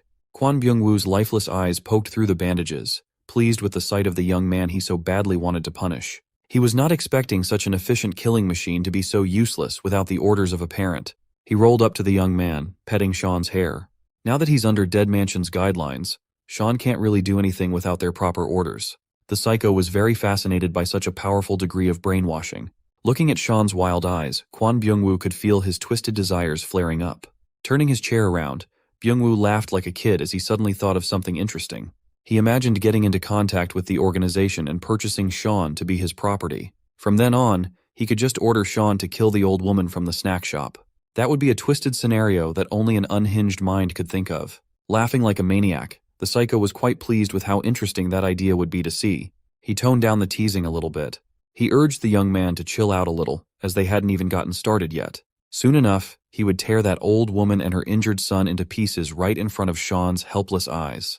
Because of the state-of-the-art brainwashing programming he went through, the young man wouldn't be able to do anything but watch as it unfolds. He can't do anything without orders after all. All he had to do was sit still, gagged and bound while watching the show. Shortly after that, it would be his turn to experience the pain himself. Kwon Byung-woo had already told Sean that he would kill everyone involved in this case. You could say that he's a man of his word. Back in the hospital, threats had been removed, and the doctors and nurses made sure that Hyunho was stable. His mom was lovingly peeling an apple at his bedside. She really was a goated mom when it came to caring for her child. With only the two of them in the room, Hyunho asked his mom about the cut on her finger. He wondered if she had accidentally sliced herself. She immediately waved it off, not wanting to worry her son. She told him it was just a little nick and nothing too serious. But Hyunho was done with being a shitty son. He knew his mom would always downplay how bad things were. Forcing himself to get up, he wanted to ask around for some bandages. He told her that he should be trying to move around a little anyway. She had to stop him from trying to dash off, promising to get some bandages for her wound. Before exiting the room, she mentioned how stubborn Hyunho was. He must have gotten the trait from his father. Much to the old lady's surprise, the hallway outside the hospital room was unusually dark, devoid of any light at all. She managed to reach the front desk to ask if anyone was in, but there were no responses. Just as she was wondering where everyone went, a man wearing a suit snuck up from behind. Even with a broken arm, the man only needed one strike to render the old lady unconscious and collapsing on the floor. As soon as she hit the ground heavily, the man noted one down on his list of targets. Byung-woo's henchman looked at Sean while he ordered his lackeys to put the old lady in the car first. Mr. Henchman was fascinated by the fact that Sean, the young man who could easily dismantle a powerful organization with tons of security, couldn't do anything without being ordered to do so. Hyunho's hospital room door slid open with an impatient intensity. He thought his mom had come back after taking so long, but what he saw was an injured man riding in with his wheelchair. Kwon Byung-woo looked crazy, as always, as he apologized for taking so long to get in the room. He was excited to finally see what Hyunho looked like. He was looking forward to having a face-to-face with the young man his son almost killed. Unaware of who this guy was, Hyunho felt uneasy and scared. As more men wearing suits poured into the room, Byung-woo casually introduced himself as Joseph's father. He fixated on Hyunho's broken leg, noting how much damage Joseph had inflicted on the poor boy. Byung-woo found all the violence regrettable. He extended his hand to touch the young man's cast as he noted how much it must hurt. This was precisely why he tried teaching his unruly son that efficiency is key to everything. By leaving a witness to the crime half alive and badly hurt, Byung-woo had to step in and do all the dirty work again. Finally realizing that the tree was worse than the fruit, Hyunho froze in his bed, fear taking hold of his mind. A few meters away from the hospital, a woman wearing leather tights all over her body disgruntledly admitted that the office lady from White Tiger Job Center was right. Sister Rachel conceded that she should not have worked with those unprofessional bastards for such a critical mission. In her hand was a zipline gun. Upon firing, the minimal noise barely raised the suspicion of the men inside the hospital room. That did not matter though. She's never been one to prefer a silent and slow operation. Ziplining into the extraction point, the nun smiled as if she was having a blast. Using the momentum from the zipline ride, Rachel kicked the windows open, not stopping until her foot reached one of the third-rate delinquents. At this point, the crazed nun was just yelling about her dear Sean and the disgusting betrayal of Dead Mansion. Kwon Byung-woo wasn't surprised with Rachel's bombastic entrance. He always knew that she would come looking for the golden boy. Watching Sister Rachel cleave through rows upon rows of gangsters was a sight to see. She was supremely skilled in the art of soloing multiple men. With every skillful dodge, she would dish out injuries to the next unsuspecting victim, neutralizing them efficiently. When swinging her blade to rip through a man's flesh, she wouldn't bat an eye. Her smile would only grow bigger. After quickly clearing Byung-woo's gangsters unimpeded, Sister Rachel was finally caught by one of the men's grabs. He repeatedly yelled that he got her, and the boys immediately readied themselves to mount an attack.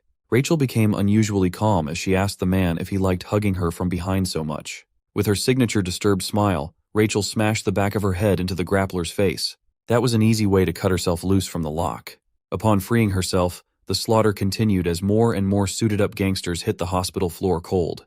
Her entire body was a weapon. Receiving a kick from the crazy nun was a death sentence. Realizing that they might have flown too close to the flames, Byung-woo ordered his men to grab Hyunho first and transfer him to the next destination as they continued their plan. Times like this made having a motorized wheelchair very worth it. The psycho drifted and shifted as he zoomed out of the room. They exited to God knows where while Rachel continued taking everyone down one by one. With a hint of impatience in her voice, she asked where the thugs were trying to go. She didn't care about these damned bastards. She just wanted to see Sean again. The only one left to face her now was the henchman with a broken arm. As soon as he snapped his fingers, even more gangsters poured out of different hospital rooms. They looked like battle-hardened thugs who wouldn't take it easy against a lone woman. Sister Rachel looked around, realizing that she had stepped into a troublesome trap. From left to right, men wielding big blades surrounded her. Could she even cleave through all these people to safety? We'll find out. She couldn't fathom the reason why they had amassed so many gangsters to help. They looked like a bunch of roaches pouring into the hallway. There was even one whose weapon choice was the iconic chainsaw. After revving it up, the grisly sound of the motor filled the halls. Rachel raised her hands and admitted that she was impressed with them bringing interesting tools of slaughter. Since they were kind enough to show her something cool, it was only fair that she took out her tools too. By tools, she meant the plethora of guns she had concealed under her coat. Taking submachine guns into either hand, she pointed the Uzis at the unfortunate gangsters. Rachel's trigger-happy finger unleashed a rain of bullets while taunting the thugs to come at her if they could. Even the bravest men would hesitate to rush in once they saw their comrades dying on the floor, bleeding out from bullet wounds. The chainsaw guy was still alive. He hadn't moved an inch from his position since earlier. Rachel effectively controlled the situation by doing what she did best: chaos. Since it looked like she wanted to play with guns, the henchman would play along. He did so by bringing Sean out from where he was being stashed to watch. Hidden behind the other gangsters, the henchman fired a gun from his seemingly broken arm. It hit Sister Rachel on her thigh, causing quite a nasty bleed. She did not look hurt, though. If anything, she looked more pissed instead.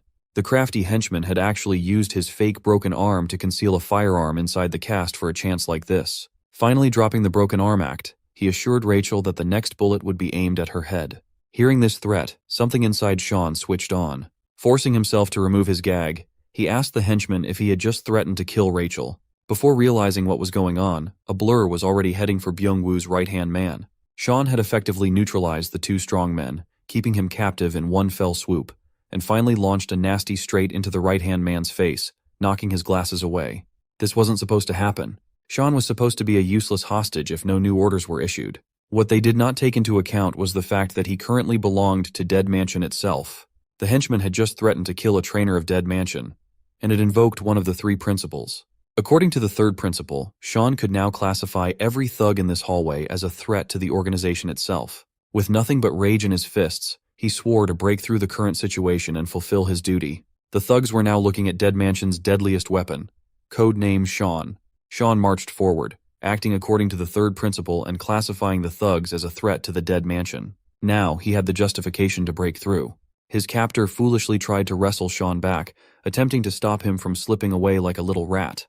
But despite their size difference, the grapple was deflected. Sean countered with a nasty straight to the face, knocking a few teeth loose. It was so bad that the poor thug developed a speech defect. Sean added salt to the wound by calling the bleeding thug a baby for crying over teeth and smashed another fist for good measure. The final piece of the combo was a jackhammer to the head, flattening the fool's skull structure. While raining bullets on the thugs that tried to approach, Rachel was analyzing Sean. Without a parent, she wasn't sure why Sean was fighting back. She somehow deluded herself into thinking that Sean was taking action solely for her sake, out of concern. Meanwhile, our boy was just handing out critical punches left and right. When one thug tried to come at him while swinging a metal pipe, he managed to dodge in the nick of time. There were just too many thugs to mow through, so Sean needed to get a decent weapon to go sicko mode. Seeing a potential equip, he rolled over the hospital counter. Thinking he was cornered with nowhere to go, a bald thug vaulted over the counter too. But as soon as he arrogantly poked his head through, it was met with the sharpness of a syringe. Sean stabbed poor Baldy in the freaking eyes. That was just the start, though. Sean took the array of injections from the counter and told his patients to be patient. He asserted that what was to come would be painful. Jumping over the thugs, he unleashed a rain of injections with perfect accuracy. He called it vaccination time. As the gangsters hurried to get the needles out of their bodies, Sean pushed the tempo even more. He started by grabbing another bastard's face and smashing it headfirst into the ground. The display of strength and brutality stunned the rest of the gangsters for a moment, prompting them to draw their weapons. That was until one brave thug yelled at everyone to get out of the way while he revved a chainsaw. Buzzcut came in with the intention of splitting the kid in two, wearing a freaky smile on his face. Sean immediately booked it out of there, acting as if he was flustered by the horror movie weapon. He was aiming for a sharp corner turn that could hide him out of sight for a second. When Buzzcut turned the same corner, he was met with a hurtling stretcher sweeping him off his feet. This little trick almost got Sean's head split in two, but the length of the electric chainsaw didn't reach. Buzzcut was dazed by his sudden position. Sean tying him up tightly to the stretcher did not help either. Sean asked Buzzcut how he was planning to use the chainsaw while pushing the stretcher. Their destination was the pile of gangsters loitering in the halls of the hospital. Looking like a madman enjoying his makeshift torture weapon, Sean pushed the stretcher with full force. The next minute was full of gruesome screams and sounds of flesh getting torn apart. By the end of it, Buzzcut was practically unresponsive. He had passed out midway through cutting a battalion of his friends with a chainsaw. Sean could not believe that his pochita broke so easily. He playfully urged Buzzcut to stay awake, as he still had a lot of questions. Chief among them was the location of Hyunho's mom. He would gladly stab a man through the cheeks to get answers. Rachel came up to him, impressed that he finished one side of the hall so quickly. Those who did not die from the barreling chainsaw ran away, so it was not as fun. Sean floated the idea of chasing after the gangsters for the sake of Hyunho's mom. Rachel was heavily opposed to that idea. She did not come here to rescue some old woman. She came because these amateur bastards tried to kidnap Sean, a property of the dead mansion. Sean himself fought like a good child and used his powers to protect her. With Sean freed and the enemies scattered, it would be logical for them to wrap up and head back to the mansion. Sean changed his tone, kneeled on one knee, and proclaimed that he did what he did not for the mansion, but for Rachel. He really hammered down that he was acting for the sake of the freaky nun. Slowly and gently wrapping a bandage around Rachel's wounds, he kept on pretending like the flawless, loyal product. With this idea, he urged Rachel to help kill and annihilate the threat that dared to wound her. With this, they could show the world what happens if they dare touch a dead mansion instructor. The unhinged sleeper agent Riz was super effective. Rachel would practically do whatever he asked right then and there. Inside, Sean was just hoping that this little performance of his would work. Rachel primed his Uzi, and Sean prepared his fist to tear some gangsters apart. Far from the hospital, Hyunho's mom opened her eyes to a horrific sight. In front of her was Byung-woo's patched-up, mummified face staring into her soul. But the maniac surprisingly acted civil and apologized for freaking her out. She naturally freaked out, and he sighed as he explained that he had to take drastic measures to explain what was really happening. Seeing the school desks and chairs, it finally clicked in her mind that they were in a classroom. It wasn't just any classroom. It was the classroom of both their kids. She was actually sitting at her son's desk. Looking down, she could not believe such cruelty. On her son's desk were hateful messages scribbled all over the surface, targeting Hyunho. Byung-woo acted as if he was appalled by the cruelty of kids, as if his son was not the main culprit. He even milked the crippled and wounded father act as much as he could. Byung-woo peeled all his bandages and formally introduced himself as Joseph's dad. He deliberately showed his freshly wounded face to blame it on that damned kid. By that, he obviously meant Park Chyeon. Staring into the windows while looking defeated, he insisted that his child was also a victim of Park Chyeon. He confessed that Chyeon put him and his son in their current dire conditions, as if they did not start the beef first. Byung-woo continued telling Hyunho's mom that Chyeon was the perpetrator of all the bullying incidents and framed his son, Joseph. Thanks to those photoshopped pictures that she saw in the principal's office, Byung-woo's story seemed more and more credible. Putting on an Oscar-worthy performance, the shrewd villain cried out for not paying better attention to his kid. Seeing him in distress while falling off his wheelchair, Hyunho's mom tried to help. While lying on the floor, he vowed to get his revenge as repentance for not being able to protect his son. He had that impassioned speech on lock, but mom was not comfortable with the idea of revenge and would rather get the law involved. Byung-woo called her naive for believing that the authorities would be able to do anything. He even pointed to the exact window where Hyunho fell while trying to convince the sweet old lady to avenge her son. In order to stop that Park Cheon bastard, he handed Hyunho's mom a sharp blade while asserting that they must take charge. As he placed the handle of the knife in her hand, the villainous devil continued poisoning her mind with his revenge act. Back in the dead mansion, the old priest director had just received reports of what was happening in South Korea. To their organization, a group with no background, like Byung-woo Constructions, was inconsequential. That pissed the director off even more, knowing that these irrelevant thugs tried to target his masterpiece, Sean.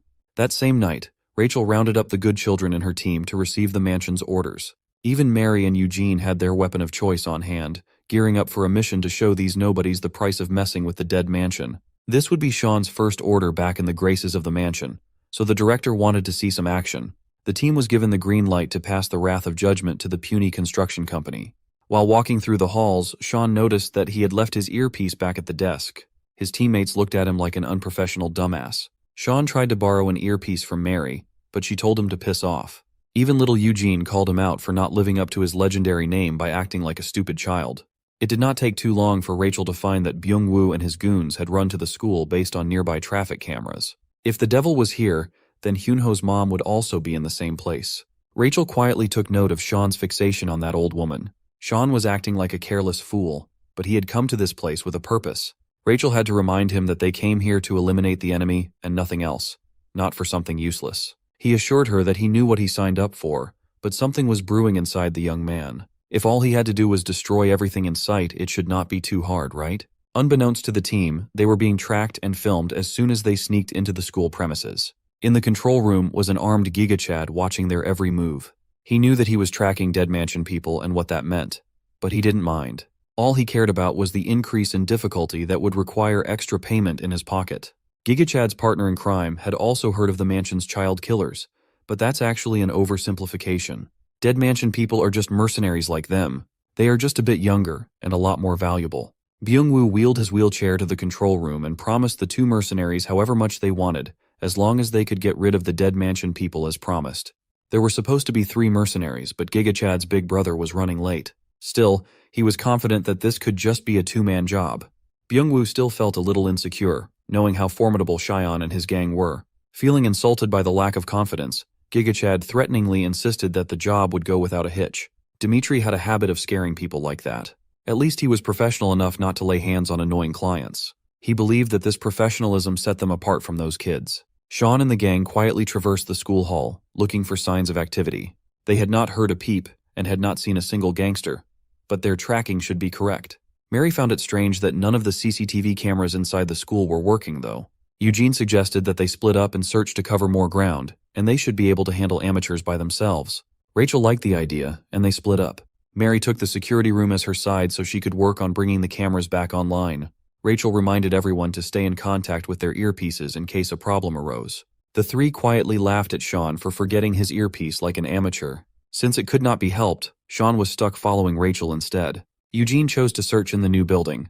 With the kids gone, Rachel and Sean were left in the hall. Being alone with the target of her weird homicidal obsession painted a twisted smile on Rachel's face. Sean started poorly, acting like a tough guy, and Rachel finally dropped the BS to ask him directly if he was still thinking of the old lady and that bullied son of hers. She wanted to know why Sean was going so far for these strangers.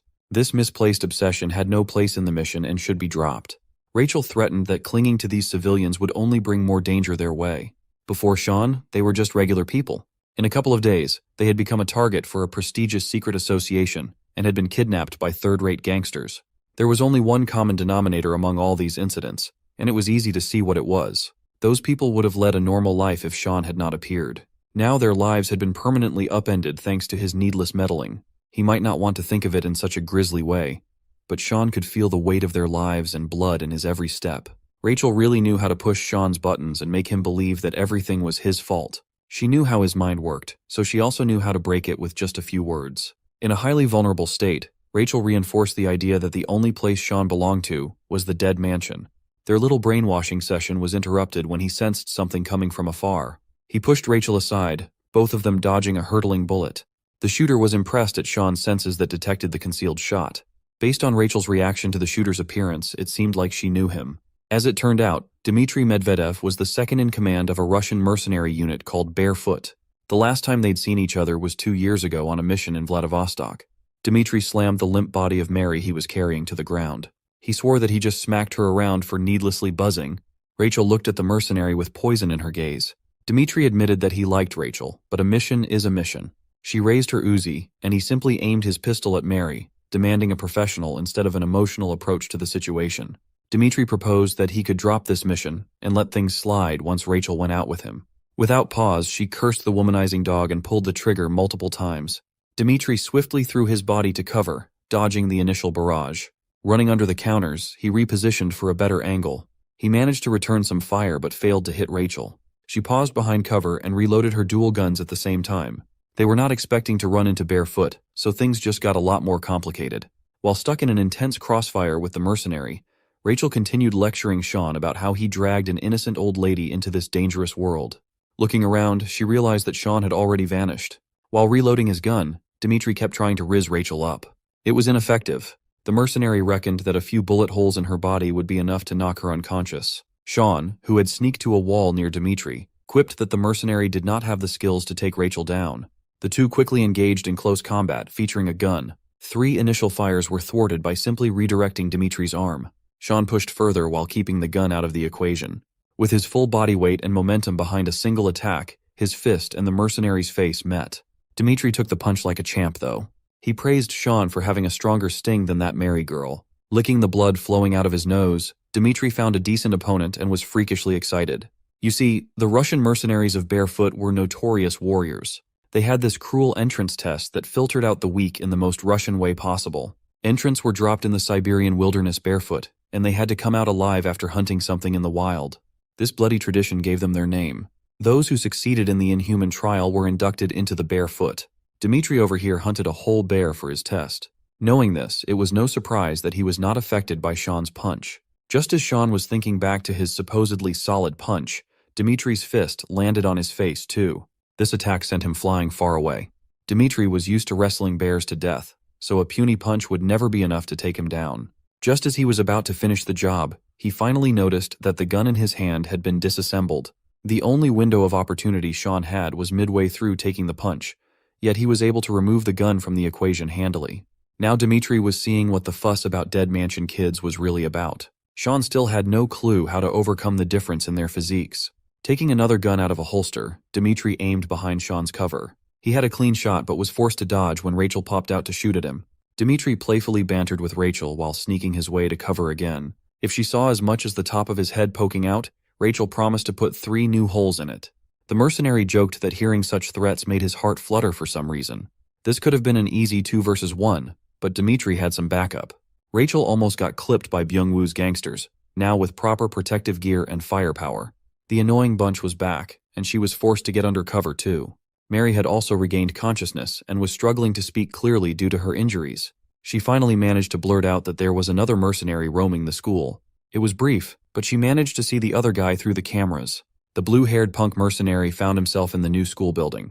In there, he invited little Eugene to play a little game. Sensing danger, the kid immediately prepared to take action if needed. Blue Hair continued acting as though he was a friendly guy with a bright smile while unzipping his huge bag. Dmitry was not proud of relying on extra muscle. He would rather take the targets out by himself. Sean had recovered enough to stand upright and tell Rachel to go to Eugene, as the kid would surely be in danger against another mercenary. As for the giant bear slayer, Sean wanted to go toe-to-toe in a 1 versus 1. He wanted to return all the hits that he had taken so far. Rachel tried to talk Sean out of such a reckless idea, but the gangsters waving their guns outside made it impossible to intervene. Thankfully, the idiots were not used to firing guns, so their aim was dog water. Annoyed, Rachel returned fire and wasted every dumbass thug along the way. Those hit either died or suffered serious damage, while those who remained uninjured were too scared to fire back. Sean was dead set on taking on Dmitry solo. He was determined to prove that his legendary title was not just for show. Rachel finally conceded and carried the injured Mary out of the hall. She ran while picking off pursuers as if she were playing zombie mode. Dmitry did not like that at all. He was really into Rachel. Sean punished that little slip of attention by landing a hook to the face. Dmitry tanked the shot and primed his own fist for a counter. It was a monstrous straight that felt like it could blast a hole through a person. Thankfully, Sean reacted fast enough to dodge. Dmitry does not like being interrupted, especially when he is trying to rizz up a baddie like Sister Rachel. Sean was having a difficult time dealing with the heavy bear-killing punches. The best he could do was parry. But Dimitri was a seasoned fighter. He knew how to deal with poor defenses. He could always just use the difference in sheer force to tip the scales in his favor. Sean was able to put his guard up for the last attack, but the punch mysteriously made his arm bleed with a massive wound. The mercenary used the gun he took apart earlier and jammed the hunk of metal into his flesh. Sean insulted the big man for still using petty tricks, given his size. But all is fair in a fight to the death. He preferred the term strategy. Sean asserted that the use of such petty tricks was the exact reason Rachel would never play with Dimitri.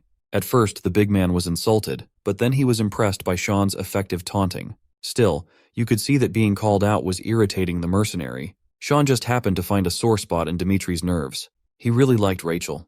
He liked her enough to abandon all tricks and run up to Sean like a giant freight train, ready to tear the kid to pieces. As usual, Sean kept his eyes open and parried the first strike. And just like before, he was sent flying out of balance as the impact was too much. This time, he left 2 pens stabbed in Dimitri's arm.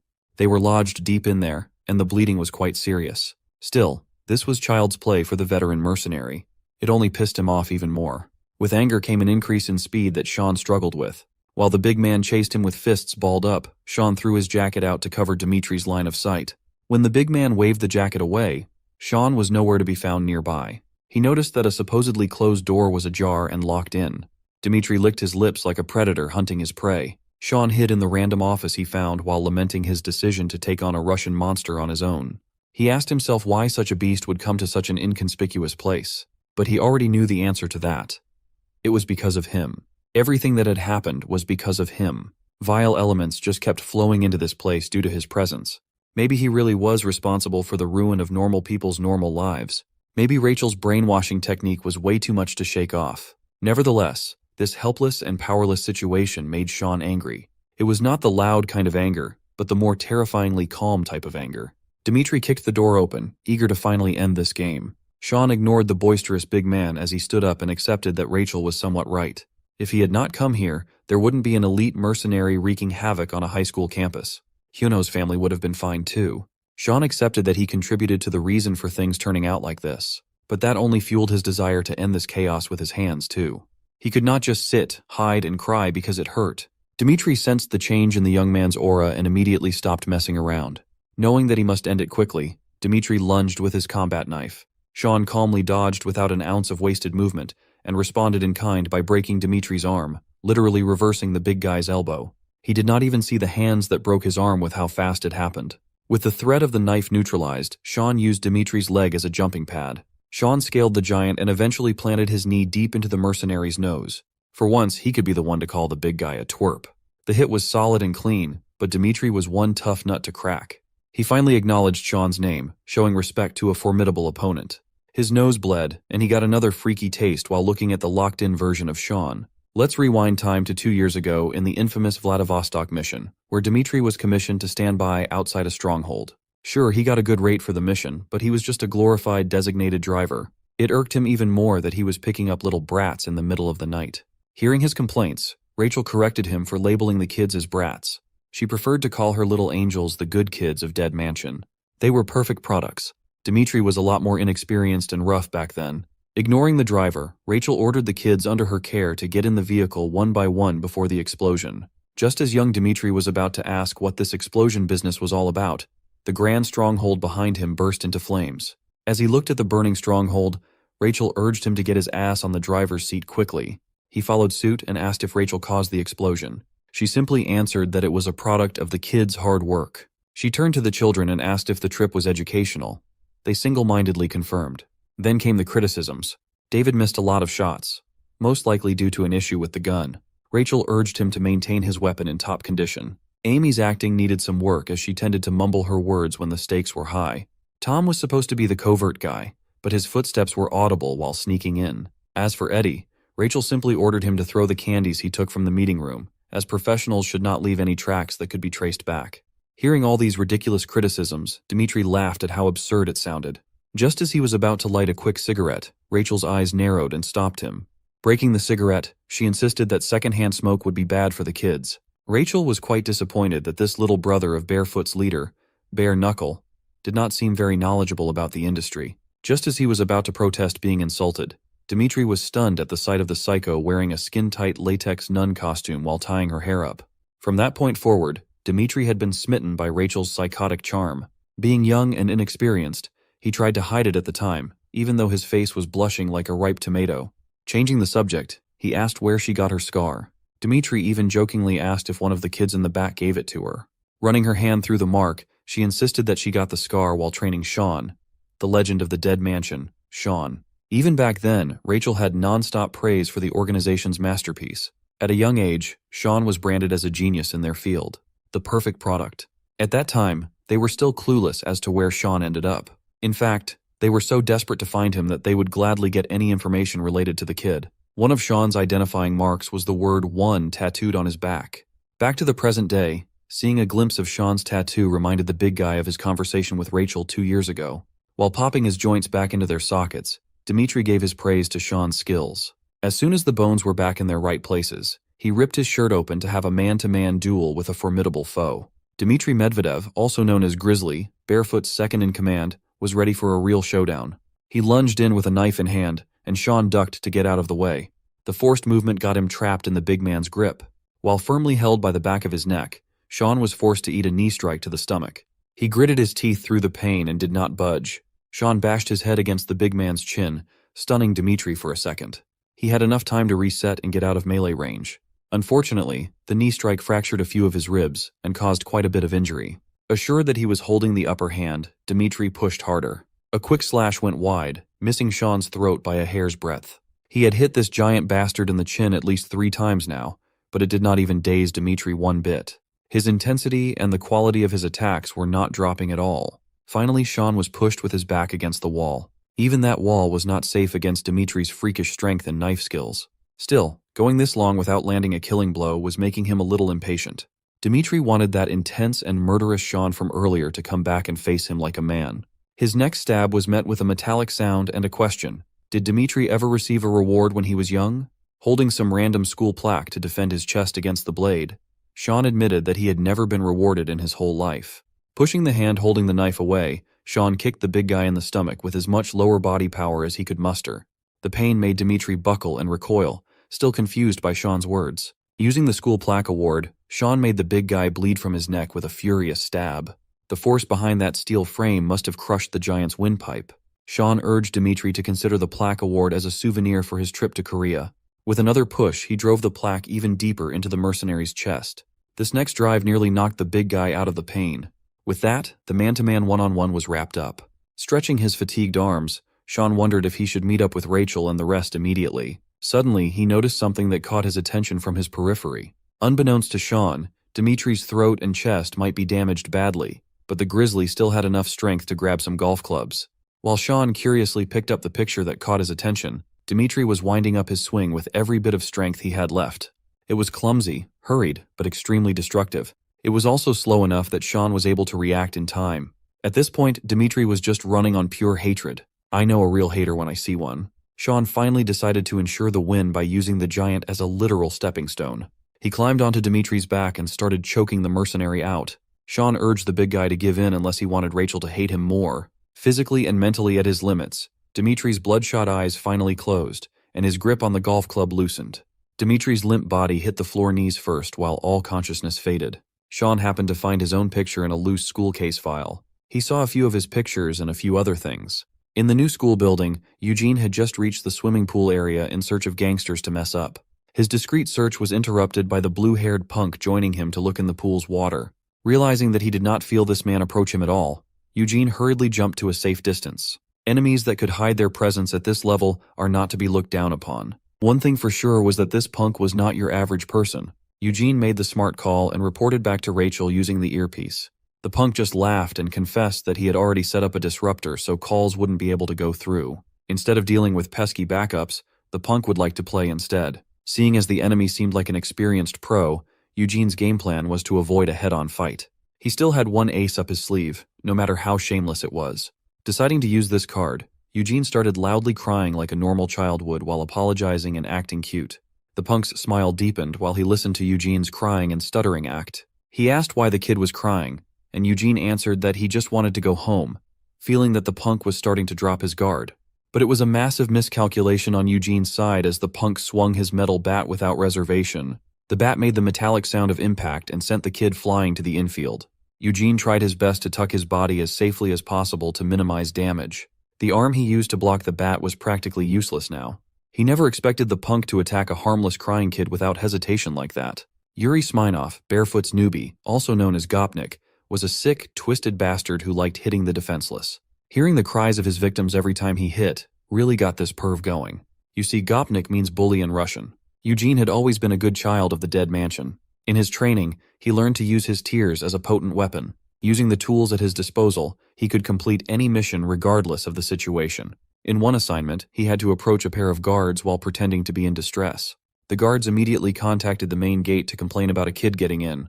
Try as they might to communicate, the guys from the main gate were unresponsive and bloody. Their blood had pooled around their bodies, killed with clean slashes. While one of the guards was trying to connect to the main gate, the other was trying to pacify the crying Eugene. The little guy timidly explained that he came with his dad and got separated in the bathroom. While one of the guards checked the list for this missing parent, the other was focused on comforting the child. Children are weak, and they need the protection of adults. A child's tears could invoke protective instincts, and it was Eugene's go-to move to lower an enemy's defenses. The vigilant guard was pretty sure that none of the guests brought a kid. But when he found out, his partner was already leaning unnaturally on the ground with the kid gone. When he saw blood pouring out and pooling on the tiles, he realized that they were being played. He tried to stop his friend's bleeding while panicking. The vigilant guard surveyed the area, but Eugene was one step ahead. He was ready to pounce with his knife from the flank. Just like that, one little kid managed to clear 2 levels of security easily. Eugene immediately reported the success of the order, but his hands were stained with the blood of grown men. But the blue-haired punk in front of him was a different beast. This freak did not even hesitate to attack a crying child with a full swing. From the look of elation on his face, this creep actually enjoyed the torment. He wanted to see more of that cry, and he would gladly swing his bat a couple more times to see those fake tears again. Eugene had to think and act fast as the enemy was a swift wild card. He dodged the next attack, the bat leaving a massive crater on the floor. The power behind those swings could not be understated. It was totally different from normal. Yuri admitted that his swings were extra crispy because his bat was custom-made to his taste. With this thing, he could bash any number of children with glee. Eugene tried his best to get away and avoid any more serious damage, but the initial arm injury flared up. It knocked him out of position while Yuri was in active pursuit. Sick of being led around by the kid, the creep turned the handle of his bat and aimed at Eugene. The kid's foot, to be specific, used the weight and momentum of the bat to crush Eugene's foot. It was an acute pain that he had never felt in his short life before.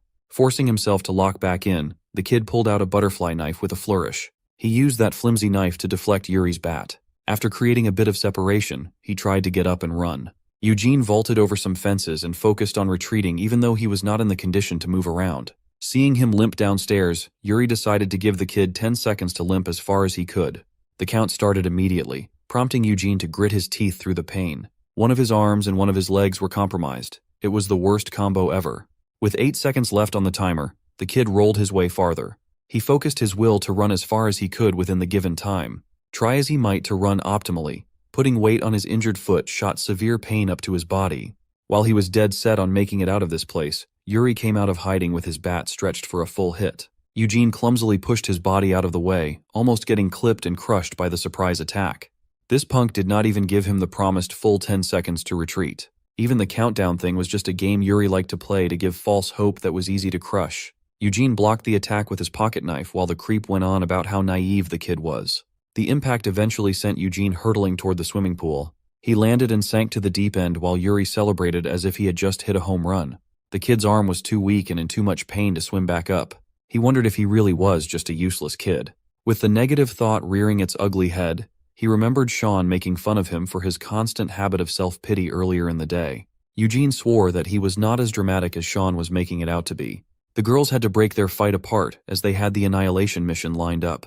Within hours before heading to the school, Sean promised to never make fun of Eugene again. But the kid surprisingly asked him if he was planning to save Hyunho's mom. Eugene asserted that the old woman had given up her parental rights, severing her connection with Sean. For the kid, exerting effort for someone who was not even family was weird. Eugene could still remember what that woman told him when he started questioning his upbringing. Seeing the child conflicted, Sean asked if the little guy also saw Hyunho's mom as family. Eugene had never had his hair ruffled lovingly before, But growing up to be an illegal multi-tool for the elite without receiving any love tends to mess kids up. Eugene just accepted that the old lady's definition of family was different from his. Sean's advice was for Eugene to ask the old lady what she meant the next time they saw each other. He even brought up the fact that Hyunho's mom also wanted to see Eugene over her home again.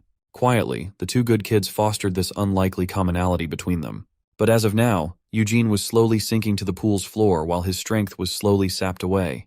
Yuri watched him sink, worried that the fun would be over so soon. Eugene finally broke through the water to inhale copious amounts of air hungrily.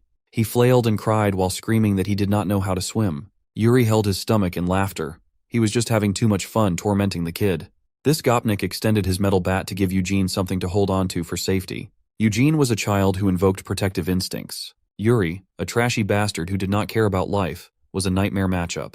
Finally, Eugene was able to reach the tip of the bat to hold on to. Just as he was about to reach safety, Yuri raised the bat playfully. With a simple whoop, he insisted that the bat slipped, and Eugene would have to just sink into the water and die. Yuri would have really saved the kid if he just held onto the bat a bit longer. At least the creep had his fun. As soon as he turned around to head elsewhere, a little hand broke through the pool's surface to pull him off balance. The first grasp did not have enough juice to do anything meaningful, but it held Yuri in place. Using the force of his whole body, Eugene flipped his grasp into the water. It was quite a struggle, but this was the only realistic way he could think of to deal with the enemy. The mantra of completing the mission kept repeating in his mind. Finally, he was able to pull Yuri, the bully, into the deep end of the pool. The kid had always been confident with his acting skills. He even managed to trick a heartless child killer. While letting the water drain Yuri of his strength, Eugene wrapped his arms around the creep's neck for a chokehold. First, he was tricked about the kid's swimming capabilities. Now, he was having trouble breathing through the chokehold. Suddenly, it was no longer fun and games for Gopnik. While tightening his choke, Eugene insulted the Russian mercenary for being such a gullible piece of crap. Amateurs like this punk are just free kills for a good child from Dead Mansion. As Eugene tightened his chokehold even harder, Yuri started panicking and cursing the little bastard out, demanding to be let go. Unfortunately for the kid, the Russian thug was more stubborn than he initially thought. Their scuffle had turned into a full-on water wrestling match. Gripping his specialized bat, Yuri repeatedly banged Eugene's arm with the handle. The sharp pain made the kid slack on his grip, letting the thug loose. He smiled and turned to go back on the offensive, eager to bash the kid's head in. The first strike was a bit too slow, making it possible for Eugene to dive back into the water for a dodge. He held his breath and dove deeper into the pool, effectively evading the Russian. Eugene managed to put up a decent distance between them to swim up for some air. He would have been dead meat if they were not in the water. That bat is dangerous as hell. But Yuri was persistent. Much to the kid's surprise, he used the pool's floating lane ropes as a foothold in the middle of the water. This time, the fake nice smile was gone. The Russian thug intends to take this one personally and finish the little rat off. Eugene was flabbergasted, as he did not expect the bastard to climb up the floaters. The balance it requires to do so must be insane. With a foothold, Yuri can launch explosive attacks once more as he plays swimming pool whack-a-mole. Eugene had no other choice but to dive back into the depths to avoid such a brutal attack. Yuri tracked him from above, smiling as he knew that the kid couldn't possibly stay under the pool forever. He had to pick his poison. Right now, it is better to hold his breath than get his head caved in by a psycho. Yuri was having the time of his life tormenting the little kid. The battle has turned into a waiting game of how long the kid can hold out. Eugene had never fought someone as crazy and psychotic as the bastard on the floating lane ropes.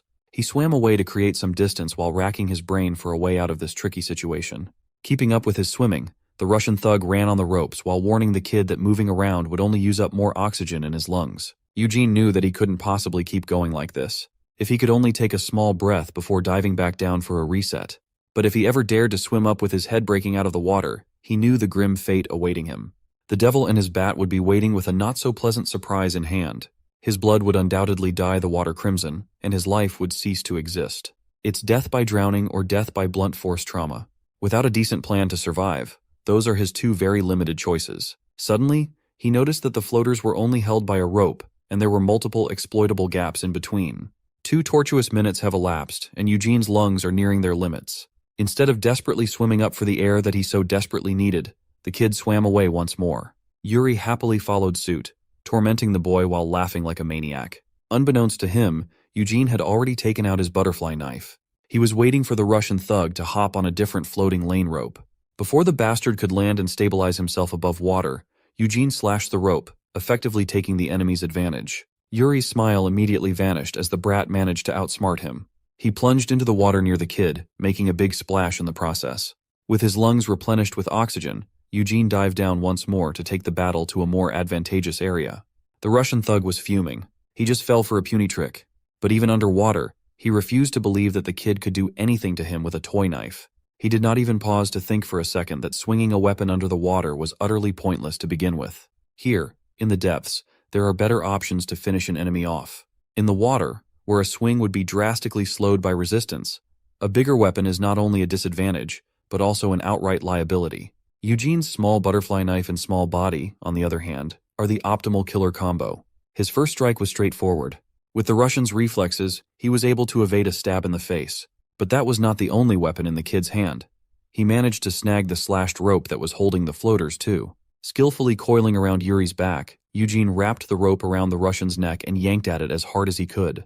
Being strangled underwater must be a harrowing experience to go through. It was so bad that Yuri started cursing in Russian in his mind. Eugene has been waiting for this opportunity, and he will surely capitalize on it with all his might as he tightens the stranglehold even more. A few seconds later, the victor emerged, gasping for air as the grown-ass man he just strangled was left in the cold and dark pool water. This is what you get for looking down on someone smaller than yourself. Eugene might have been severely outmatched when it comes to nearly every category, but when it comes to killing, a good child will never lose against a sadistic amateur. On the other side of the campus, Sister Rachel is struggling to reload her Uzi using her mouth. As soon as she managed to do so, she accurately neutralized the pursuing security team with a behind-the-back barrage, while Mary supported her injured side. Unfortunately, her wound started acting up when Mary accidentally bumped into it. Maintaining her cover fire, she turned to a corner for cover. The security team fell one by one. Some were hit in their limbs, and some had to eat bullets with their vests. With Mary secured, she asked Sister Rachel if she was fine. Things have become a lot more complicated than they expected when they ran to this mission. Perhaps it would be better to retreat for now, but Rachel is a stickler for the rules and order. Their directive is to kill everyone, and that's what they are going to do. Besides, Sean is still grappling with that monster, Dimitri. The least they could do is take care of the amateur small fries. Unfortunately, Sister Rachel has dipped down to just one fresh clip. Mary doesn't like their chances at all. She insisted that cleaning up would be impossible with just the two of them. Dimitri and Yuri, the barefoot boys, were never factored in their calculations and plans. She took her phone out to see if they could at least get some backup. Sister Rachel reprimanded her for speaking the words of the weak. She claimed that she was just being realistic, given that both of them were injured and not at 100% capacity. Reloading for one last time, Rachel realized something odd. Mary claimed that she wasn't sure earlier, but she never should have been made aware that Yuri was in the building too. A silence befell the girls. Mary looked away from her phone screen, and a sly smile crept up on her lips. She made such a stupid mistake, and Rachel caught on. She knew that if little Eugene was here, that brat would have called her an amateur for such a slip-up. Sister Rachel's Uzi aimed at Mary's head, a murderous rage in her eyes. She asked Mary why, but the bigger question was how. How could a good child under the control of the dead mansion rebel and go against her orders? It was supposed to be impossible to betray the organization. Rachel wanted answers, and she wanted them now. Mary remained calm and revealed that they had found something game-changing. Tossing her crucifix necklace away, she revealed that the way to overcome the three principles has been found. Judging by the way she was talking, she's insinuating that she's not the only one. If that's the case, who else is there? Mary simply answered that Noel was back. Hearing a name that she hadn't heard in years made Rachel shiver in disbelief. The mere mention of Noel shook her to the core. Her shock gave Mary enough of an opening to lunge and remove the magazine from the Uzi, effectively disarming Rachel in a split second. With the last clip gone, she's out of firepower now. Sister Rachel's killer instincts kicked in as she sprang forward and aimed to bash Mary's head in with the Uzi. Mary quickly ducked out of the way and responded by stabbing the murderous nun right in her thigh wound. Like a relentless predatory, Mary tried to kick Rachel in the head but was blocked. The mention of Noel's name ignited something inside Rachel as she confronted Mary on how she even knew that name. Before she could get a hold of her student, the cold barrel of a gun tapping behind her head made Rachel pause. The security team has caught up and cornered Miss Nunn. She tried to fight back, but she was in no condition to resist the brute force of multiple men aiming their guns at her. They have been waiting for a chance to get their revenge on this woman who had killed several of their comrades. Mary finally dropped all the pretenses and assured the security team that acting time was over. With Sister Rachel secured, it's time to make sure that the rest of the good kids are dispatched. Mary turned her sights to capturing Sean next. In the classroom where it all started, the devil is currently handing a knife to Hyunho's mom, tempting her to take revenge for her son. After feeding her lies, Byung-woo is now pushing the poor woman to get rid of Park Cheon. Holding the blade, her hands trembled. Fortunately, she could see through the devil's lies. She called her scum, which is not even worthy of being called a parent, while tossing the knife away. Byung-woo watched in confusion as his supposedly perfect plan crumbled. He immediately dropped the act and revealed his true self. He asked if she could call herself a parent for not taking the settlement or revenge that her son deserves. A mother who's just flipping rice cakes while her child is in such horrible condition. That earned him a hefty slap on the cheek. He really thought he could influence her with his acting and that things would go well. But as expected, she's just another annoyance. The classroom door opened, and Byung-woo's security team poured in. He's about to do what he does best, work efficiently. On the other side of the campus, Sean had just finished beating the crap out of the second-in-command of Barefoot, Dmitry Medvedev. He contemplated how absurd it was to fight a top Russian mercenary in a principal's office. If he told anyone the story, nobody would believe him. Even the fact that Byung-woo Construction was able to contact Russian mercenaries in the first place was absurd. Random people don't have that kind of clout after all. Suddenly something clicked in his mind. Barefoot is not an organization that a random construction company in Korea can get in touch with. That means someone else had set this whole thing up. Sean hurriedly made a run to the other side of the campus. Coming up on a turn, he was spotted by some of the patrolling security guys. He could not give less of a shit about these trash mobs, though. Without stopping, he made the first guy eat his knee for dinner. Sean is done with all these annoying wannabe gangsters targeting him. They kept calling him Yellow Hair. They didn't even have the decency to remember his name. He can't even afford to waste his time on these small fries when innocent lives are at stake. So, he moved with finesse, ferocity, and decisiveness, neutralizing another one with an elbow to the jaw. When one of them clumsily pulled out a gun, Sean grabbed a human shield to protect himself from the hail of bullets. The security team was given the directive to keep Sean alive, but they are just panicking at this point. The young man swiftly closed the distance, unfazed by the gun aimed at his head. Once close enough, he elbowed the pistol out of the poor guy's hand. With hands like lightning and force like a bear, he tore through the team without any trouble. His iron fist bashed the gunman's head downwards with enough force to crack a skull. Sean might have just finished a grueling battle with a grizzly bear in human form, but even while exhausted, trash mobs are just trash mobs. Sister Rachel slowly woke up tied to a random pipe, surprised to even be alive. Mary sat in front of the security camera feeds, holding a hot drink in her hand as if everything was normal. Realizing what was happening, Sister Rachel started cursing at her former pupil, who turned traitor. Mary urged her to calm down, as trying to escape her bindings would be futile. Mary asserted that she was not even trying to betray the dead mansion. She's just trying to show everyone something. She's trying to show the organization that they labeled the wrong product as the greatest. Growing up, she always heard the director gush about Sean, the greatest product and the legend of the dead mansion. Since she was little, it was instilled in her that Sean was in a different league compared to everyone else. Sean was already complete when he was young. Every kid was urged to work hard to become like him, and that never sat right with little Mary. Even now, she's frustrated that everyone is so hung up on that old defective thing. Then, she thought to herself, how good really is the great Sean for everyone in the mansion to act and talk like they do? But the Sean she saw was no better than some dumb middle schooler. That's when she made up her mind that the legend is nothing but a made-up story. She reckoned that the director just wanted to cover up the mistake of losing Sean by glorifying him as a legend. Mary touched Sister Rachel's forehead scar, and it almost cost her a few fingers with the nun's bite. While Mary understands that the mansion is just trying to keep the status quo, she would have preferred it if they just owned up to their mistakes. That's why, right now, she's trying to show the director a different picture. The legend of Sean is just a myth. Her, on the other hand, is real. She wants to claim the title of the strongest product that the dead mansion has ever produced. The greatest strategist, codename Mary, also known as DVA. Rachel's eyes wandered to the CCTV monitors, spotting Sean. Suddenly, the feed went static as the camera was destroyed. Sister Rachel immediately knew that Sean must have figured things out and was now on a path of war. She laughed to herself. She ragged on Mary for acting so cocky for an experienced little kid. In the end, she's just a kid throwing a tantrum since the director only has eyes for Sean. All that cover-up myth BS is nonsense. Rachel knows firsthand that Sean is special, the real deal. But Mary had closed off her mind for any of that, thinking that none of the personnel would admit to the lie. When Rachel called her a faulty product spewing bullshit on things she knows nothing about, Mary snapped. She grabbed a gun from her purse and shot at Rachel, making sure the bullet would lightly graze her cheek as a demonstration that she holds all the cards here. That first one is a warning shot, just a reminder that she's holding the nun's life in her hand. If Rachel dares to call her a faulty product one more time, she'll make sure that the scar on her teacher's forehead will turn into a hole. Rachel smiled in amusement. It seemed like she had just found the little girl's sore spot. Their heated conversation was interrupted by the crippled Byung-woo's entrance to the control room. He informed Mary that he had just finished wrapping things up on his side and was pleased to see that she was holding up the end of her bargain too.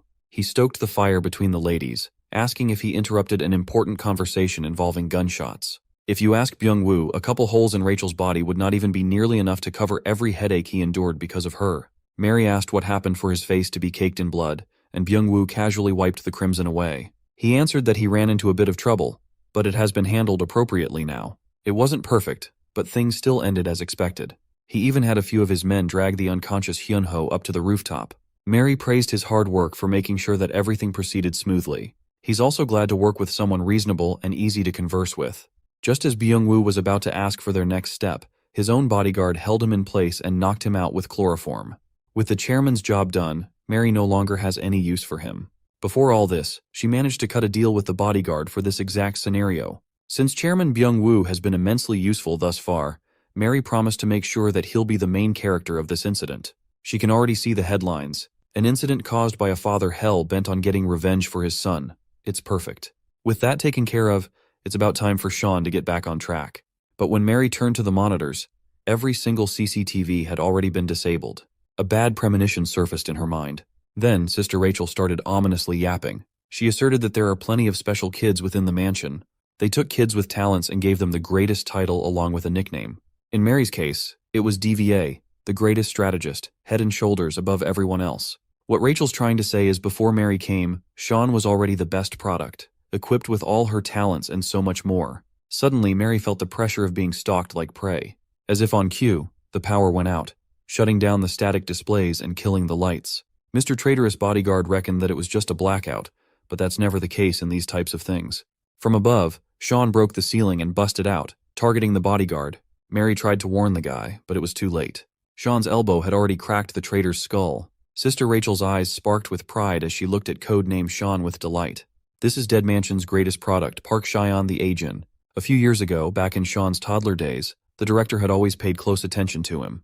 Although every kid in Dead Mansion is great, he's in a different league ahead of them. This treatment alienated him from everyone else.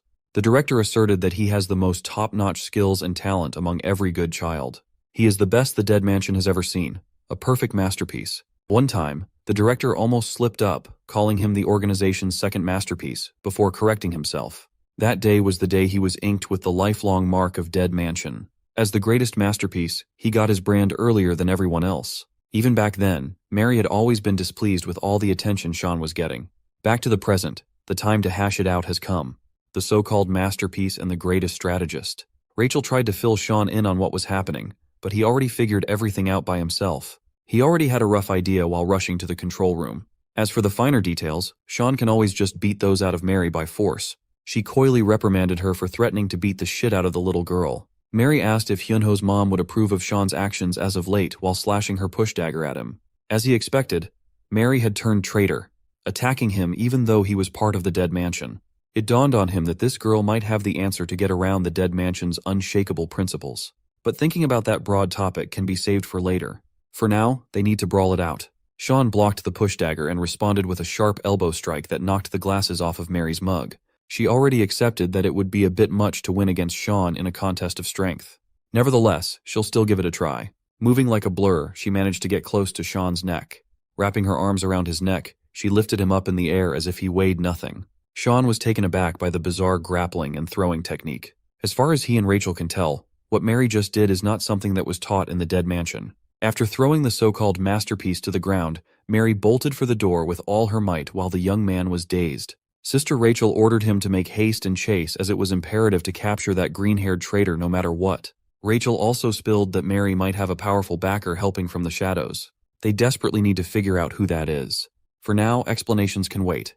Sean exited the room and immediately homed in on Mary's retreating back. His mind is filled with questions about this mysterious backer and what's that even supposed to mean. Anyway, Sean is currently fixated on the most important thing in this whole fiasco.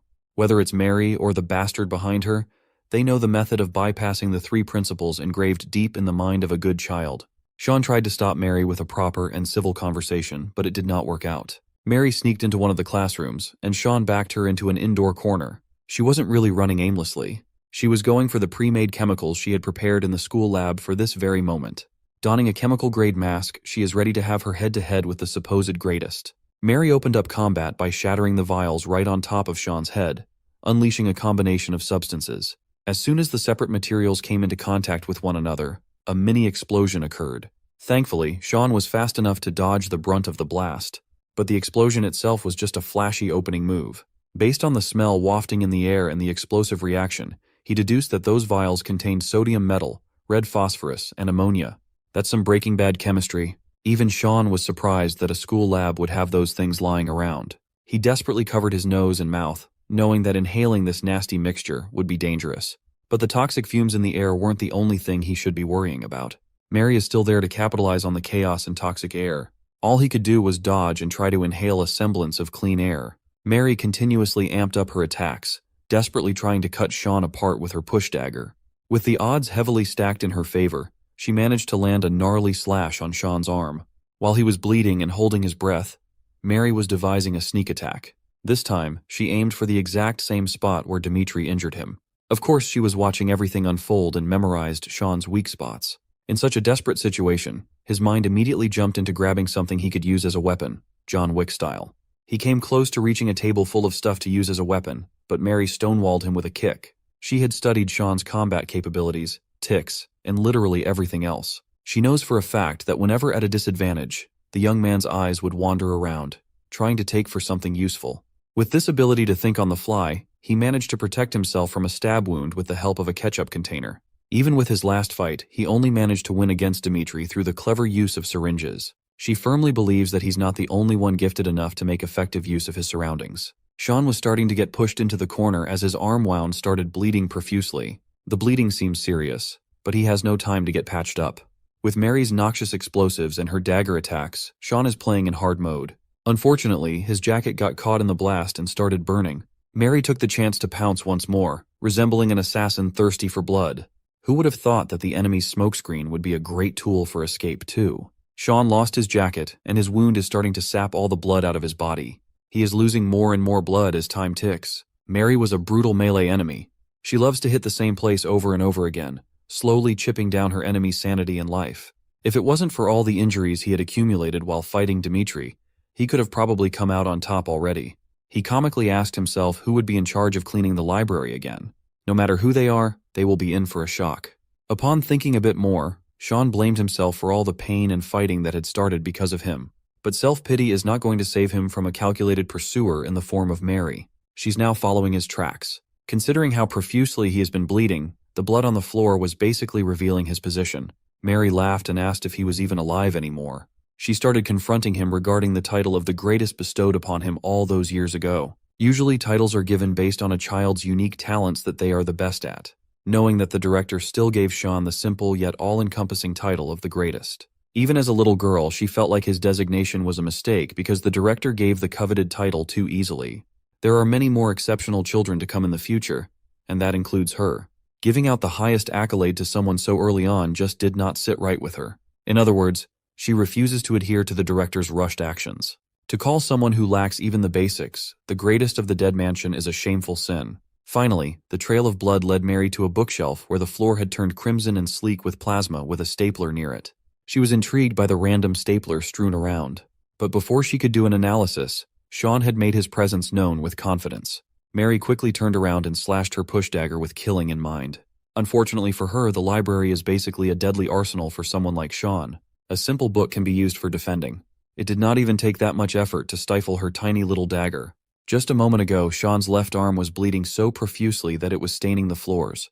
Who would have thought that he would snag a stapler and staple his flesh to close the wound and stop the bleeding? He asserted that Mary should learn the basics herself before prattling on about being a masterpiece and whatnot. Without trick chemicals and sneak attacks, Mary was just a sitting duck for Sean's fist. The punch was so strong that it knocked her out in one blow. He really is an advocate for equal rights, equal fights. Sean grabbed Mary by her hoodie and refused to let go, no matter how she struggled. He mused that one of the basics she should practice is keeping quiet inside a library. So, he encouraged her to quietly answer all of his questions. Naturally, the one thing he was most interested in was the method to completely bypass the three principles. Mary can finally see what level the masterpiece really is in. Sean grabbed her whole face and reiterated his question.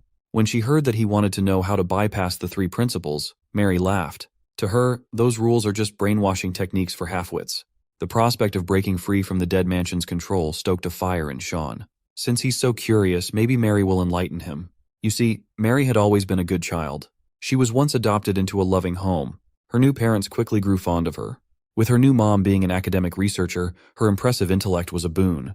There are times when they would use the little girl to help in research. She would correct mistakes in some of the thesis and such. If she needed more deeper knowledge and information in the field to fix the paper, she would just study the topic at lengths. Her adoptive mom called her a lucky star, an academic weapon in the form of a child.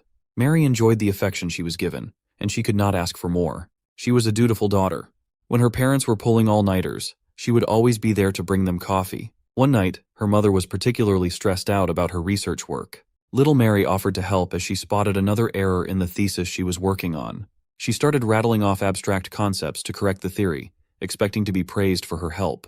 But Mom just looked at her like a freak. Mom managed to keep it together, thanking Mary for the assistance before taking a break. While she goes upstairs to get some much-needed rest, Dad remains in the study. Dad was a lot more reasonable than Mom. He told Mary that Mom was just really stressed about work and needed some alone time. While his wife is losing it, Dad has other plans to go out with someone he's been talking to on the phone. When Mom woke up like a zombie, barely getting any rest, Mary was already waiting for her in the dining room. She proudly presented stacks upon stacks of research materials she organized while Mom was sleeping. Instead of feeling glad, it just wounded Mom's pride as a researcher even further. She asked where her husband went at such a late hour, and Mary honestly responded that she did not know. Mom absent-mindedly tasked Mary to make sure to ask Dad where he was going next time. Mary, being the good child that she is, kept that order in mind. A few days later, the little girl presented Mom with a photo of her husband clinging all over a 28-year-old girl. Just like Mother asked, she found out where he's been going. Clueless to the gravity of the situation, Mary recounted that the two entered Hotel 307 outside the city, and it finally made Mom snap. Mary didn't know what was going on. She was just following orders like how she was trained to do so. She saw her mom reaching for the coffee pot and warned her that coffee isn't good for the body, especially one under a lot of stress. Mary pointed out the poor coloration of Mom's face and her erratic daily patterns as of late. She cautioned her that it's highly probable that her menstrual imbalance will only get worse if she continues. The little girl was just trying to tell her mother to get some much-needed rest, and it earned her a crisp slap on the face. Mary was shaken to her core. She was just doing as she was told, right? But Mom had had enough. Her anger for her life, husband, and work was directed at the child, calling her out for being an insufferable smartass. Mom resented the little girl for acting as though her mother was less than her. With the secrets and the coffee spilled, it only took a few days before Mary was shipped back to Dead Mansion. Back in the mansion, the director received the detailed report of everything that transpired from Mary herself. With another good child returning with complaints, the situation puts the director in a precarious position. Mary blamed herself for everything, meekly apologizing for causing trouble. But the director assured her that there was nothing to be apologetic about. He taught her that some people just tend to feel uncomfortable around others who are objectively better than them. That goes without saying since Mary's the smartest child of Dead Mansion after all. He urged her not to feel too saddened by such a silly incident. Thinking back on it, the director shouldn't have let her get adopted so easily. From then on, he intends to use her talents for the sake of Dead Mansion and the Dead Mansion alone. Mary felt accepted and valued for the first time since she was shunned by her first adoptive parents. She was about to live a perfect life serving as the brains of the organization. But then, Sean came back in the picture. She firmly believes that the director should not have been distracted by someone as pathetic as Sean. He just asked her to spill the beans about the method to bypass the three principles, and she gave her a whole ass lore dump. Just as he was about to push her to get to the point, Mary bit down on his hand. Sean did not mind the sharp pain. If little Mary wanted pain, then pain she would get. Sean bashed his fist down, only to get perfectly intercepted by Mary's foot. She was able to catch her breath thanks to his curiosity. Mary slashed with her push dagger, forcing Sean to let go, creating enough space to break free. That sob story was just a way to stall time without saying anything vital. But that wasn't all. Mary removed her hair tie, letting her long hair unfurl and go wild. Somehow Sean can sense a shift in her energy. Mary is done playing games. It's time to get serious now. She lunged forward, going on the offensive and aiming her push dagger at Sean's head. He dodged the first strike and barely blocked the second. She's taken her speed to a whole different level. There's no need to be surprised, though. She underwent the same training as Sean so she could easily grasp his every thought while in combat. Reading the young man like a book, she quickly turned the tables with a leg sweep. While Sean was out of balance, she was ready to go in for the killing blow. With his quick thinking, Sean extended his arms to grab a book from one of the nearby shelves. He used that thing to guard his chest, accurately predicting that Mary would aim for his heart. He managed to narrowly escape death for a moment. But Mary was relentless. Power, speed, and even her aura, everything is totally different from before. She knocked one of the shelves down, hoping to trap Sean, but he managed to jump away. She asked if Sean ever thought of their training from such a young age. As children, how could they even go against full-grown adults and professional fighters?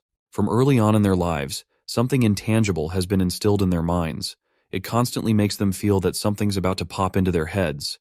Her words do not make any sense to Sean whatsoever. As Mary expected, he just can't understand what she's really trying to say, even when she's already telling him so much. She's disappointed, but not surprised that someone dubbed as the legendary masterpiece is so slow on the uptake.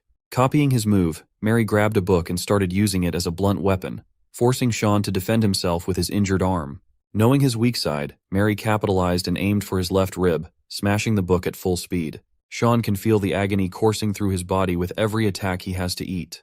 While Mary was boasting about her superior strategy, Sean eyed the ledge behind him. She was having the time of her life, getting to beat up the stupid boy she had been compared to for her whole life. She smashed the book against Sean's head at full force, causing it to get torn apart, page by page.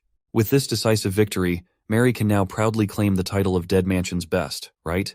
But our boy won't just go down with a book smash, and he's not willing to let go of his title yet, even with his stapled wound opening back up, bleeding him dry fast. Frankly, he was insulted that Mary would even think that this would be nearly enough to end him. He grabbed the wooden ledge behind him and forcefully tore it apart, using the banister as a weapon. He then smashed a glass divider nearby, grabbing a shard in the process. At this moment, he remembers his training. He was taught a martial art based on the condition of wielding a weapon in both hands. His fearsome master warned him that this technique is supremely dangerous. It's a technique that has the ability to push the opponent to a painful death. Sean grabbed some loose pieces of paper and wrapped it around the sharp glass shard in his hand. With a shard on one side and a wooden banister on the other, Sean concentrated on his breathing and got into position. It's time to bust out the Alexander Calais harness. Looking like an absolute demon, he charged forward with full intent to kill. Mary instantly recognized the style and was mortified. Before she could even have the chance to prepare herself, Sean had already slashed her apart in multiple places and inflicted blunt force trauma in the same breath. Mary's last thought was the director's praises and her delusions that she should have been the best. She hit the ground, and Sean double-backed to finish the job, aiming the glass shard at her neck. In a moment of clarity, he could not bring himself to slash her throat apart. He was frustrated at himself for not being able to do it. He picked Mary up and swore that this was the last time he'd show mercy. He still needed to get the secret to bypass the three principles out of her after all. If she's just playing him, he really won't let her off easily. Even with her consciousness fading, Mary kept on calling the director's name. Speaking of that manipulative old man and the dead mansion, it looks like the action has extended to the base camp. Someone wielding a katana with his dead mansion tattoo crossed off has found himself all the way inside the director's office. The old man was made to prostrate on top of a pool of his own blood, his body slashed in multiple places while barely being kept alive. The infiltrator with glorious white hair smiled with satisfaction. On the school rooftop, a few security guys have been posted up, and it looks like it's about to rain.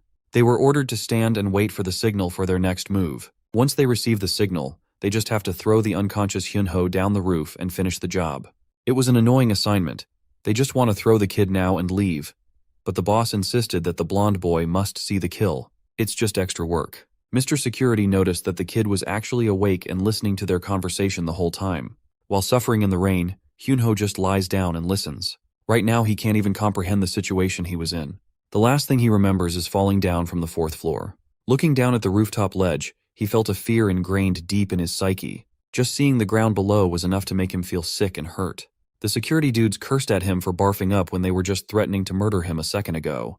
They are starting to get really peeved, contemplating whether they should just finish the job now. Without anyone noticing, Eugene entered the scene and asked if the young man on the floor was Hwang Hyunho.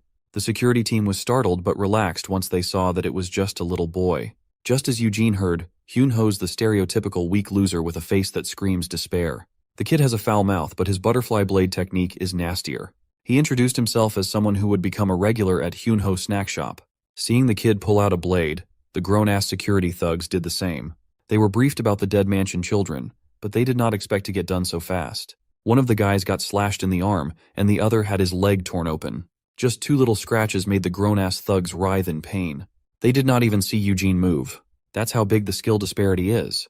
The scene just added even more confusion to Hyunho's mind. He just saw a little boy carve up two beefy men. Unfortunately, the thugs were also armed with guns. While the kid was busy going for the kill on the nearest thug, the other one was cocking his gun. Seeing that the little boy was in trouble, the kind-hearted Hyunho reckoned that he needed to do something. But the thought of confronting a man with a gun was mortifying. What can he even do? Just like the boy said, he's just a weak loser with a face that screams despair. But despair can quickly turn to rage. The thug aimed his sights at the little boy, hell-bent on pulling the trigger. Usually this would not have been a problem for Eugene. He's a pro, after all. But his foot injury from the fight against Yuri started flaring up. Combined with the slippery, wet floor, he lost balance. He was now at the mercy of the thug and a gun. Thankfully, Hyunho managed to get over his fear and use that despair as fuel. He got up for the first time in a long time and shoved the thug with his whole body. He did not stop there. Hyunho acted like a wild beast, biting down on the bastard's ear. If there is one thing that can make him move, it is saving a kid from a bullet. Unfortunately, he was too light and sloppy. The thug wrestled his hand out and aimed the gun at Hyunho's head. His actions, although a bit sloppy, earned Eugene's respect. The kid took back everything he said about the young man and delivered a decisive kick to the thug's jaw. He called Hyunho somewhat useful, and that's the highest level of compliment you can get from the foul-mouthed brat. In the campus parking lot, Mary has been restrained and secured in the team van. In front of her was Sister Rachel. The prisoner is now the interrogator. It's a good thing they caught her alive. Mary still can't believe that she lost against Sean. When asked where the Wonder Boy was, Sister Rachel answered that he went back inside to get his jacket somewhere. Everyone knows that's just a lame excuse to search for the old lady and her son. Enough of the chit-chat. It's time to get some torturous question and answer portion done. Rachel jabbed a syringe into Mary's thigh and assured her that it was just a little bit of truth serum. Of course, a higher dose would be highly and painfully lethal. Sister Rachel needs answers, and she needs them now. First, she asked the brat what she was planning behind the team's back all this time. Mary laughed and insisted that she would have answered that question even without the truth serum. You see, she was just planning on tearing down half of the current dead mansion with the help of Noel. Again, with that name, Rachel furiously asked if Noel really was alive. Mary confirmed and added that Noel's been really worried about Rachel. He left without saying sorry after putting that scar on her forehead after all. The real legend of the dead mansion that the organization so desperately tried to hide is back. Knowing that Mary can't lie under the effects of the truth serum, the confirmation that Noel's alive shook Sister Rachel to her core. Meanwhile, Sean desperately runs through the hallways, looking for Hyunho's classroom. He eventually came across the room where Hyunho's mom was left face down on a desk. Sean panicked, immediately thinking the worst. Fortunately, the old lady was just knocked out. Slowly regaining consciousness, she called on her son's name. Sean quickly slid the door open but hesitated at the last second. He remembered how her last interaction with her ended. He recalled how Sister Rachel looked at him like he was just another product. Sean felt like he didn't have the right to face Hyunho's mom anymore. Suddenly, Eugene arrived at the scene, running his mouth about how crappy Sean looks. Behind him was Hyunho himself. They managed to find a crutch to let him walk. Sean was stunned to see his classmate. It looks like Eugene had finished catching Hyunho up with all the necessary info, including who Park Chyeon really is. The kid also asserted that Sean might look and act like a dumb monkey, but he's the one who took out all the thugs on the premises. Obviously, stories about Russian mercenaries, the dead mansion, and secret identities were a little too hard to digest for an average teenage civilian like Hyunho. He did not ask to be involved in any of these. Yet everything happened just because he got involved with someone like Park Chyeon. Sean can't even look his supposed friend in the eye out of shame and guilt. Eugene turned to the room and saw Hyunho's mom unconscious inside and panicked. Hyunho followed suit, hurriedly limping inside. Just as Sean was about to follow the two, he felt a menacing aura creeping into the dark corners of the hallway. While Hyunho desperately tried to wake his mom up, Sean quietly and gravely told Eugene to take the civilians to safety and get out as fast as they could. They should rendezvous with Rachel in the parking lot, away from what's about to go down. Eugene was confused, but Sean reassured him that it was nothing serious. Spoiler alert, it is something serious. Blondie turned to Hyunho and promised that he'd properly explain everything later, and that's all he can really say right now. He apologized for not being able to protect everyone close to him, clenching his fist in frustration. Eugene did as he was told and escorted the mother and son out. Hyunho reminded Sean to stand by his promise and give a clear explanation after this mess. He wanted to know what exactly he was trying to protect, and what he was sorry about. With the three out of the way, Sean turned to the dark and firmly asked the hidden figure to come out at once. Suddenly, a silhouette of a man surrounded by the aura of death slowly emerged from the shadows. The mystery man praised Hyunho's sharp senses for detecting him from afar. Mystery man confirmed the description of the blonde hair and blue eyes target, locking in on Sean. He's been looking forward to seeing why they call the young man a legend. From what he had seen thus far, the title seemed unfitting. He really thought the best product of the dead mansion would look a lot scarier than the one in front of him right now. When asked who he was, the mystery man introduced himself as Jang Hyun as he wrapped a nasty-looking fabric in his fist. That's his name, and you're not getting any other details. Before we get to the one-on-one, let's see what's happening in a random snowy town in Siberia, Russia, where Barefoot's headquarters is situated. The Bear Cave is a secure facility guarded by armed mercenaries. Inside, Beluga Kozlov, Barefoot's strategist, is currently chugging down booze while asking his guests why they came all the way to his turf. The visitors might have worn religious vestments, but they certainly did not come all the way to Russia to pray. Vincent, Dead Mansion's writer and resident tattoo artist, doesn't have time for jokes as they are in a very serious situation right now. Dead Mansion's director is currently livid at Barefoot's actions. There should be a degree of understanding between businesses working in the same field, and that line is being crossed. Vincent argues that Barefoot has taken it too far this time around, but Beluga chose to play dumb, calling them crazy cultist bastards. Sasha Denisov, Barefoot's tactical training instructor, chimed in and asserted that the incident in Korea was out of their hands. Small incidents happen in missions after all. If possible, Barefoot would also like to avoid bumping into Dead Mansion as much as possible, but Vincent wasn't buying it. He knows that these guys sent Dmitri, their second-in-command, to cause trouble. On top of that, they even flew in Barefoot's best. Igor Medvedev, Barefoot's #1, dubbed as Bare Knuckle. Sasha tried to argue, but Vincent's muscle stepped in to stop the long-winded charade. The big guy towered over the gigantic Sasha and called him a little man. Just when a big man brawl was about to erupt, invisible strings dropped down from the ceiling. A tiny graze from these lines can cause even the most jacked people to bleed.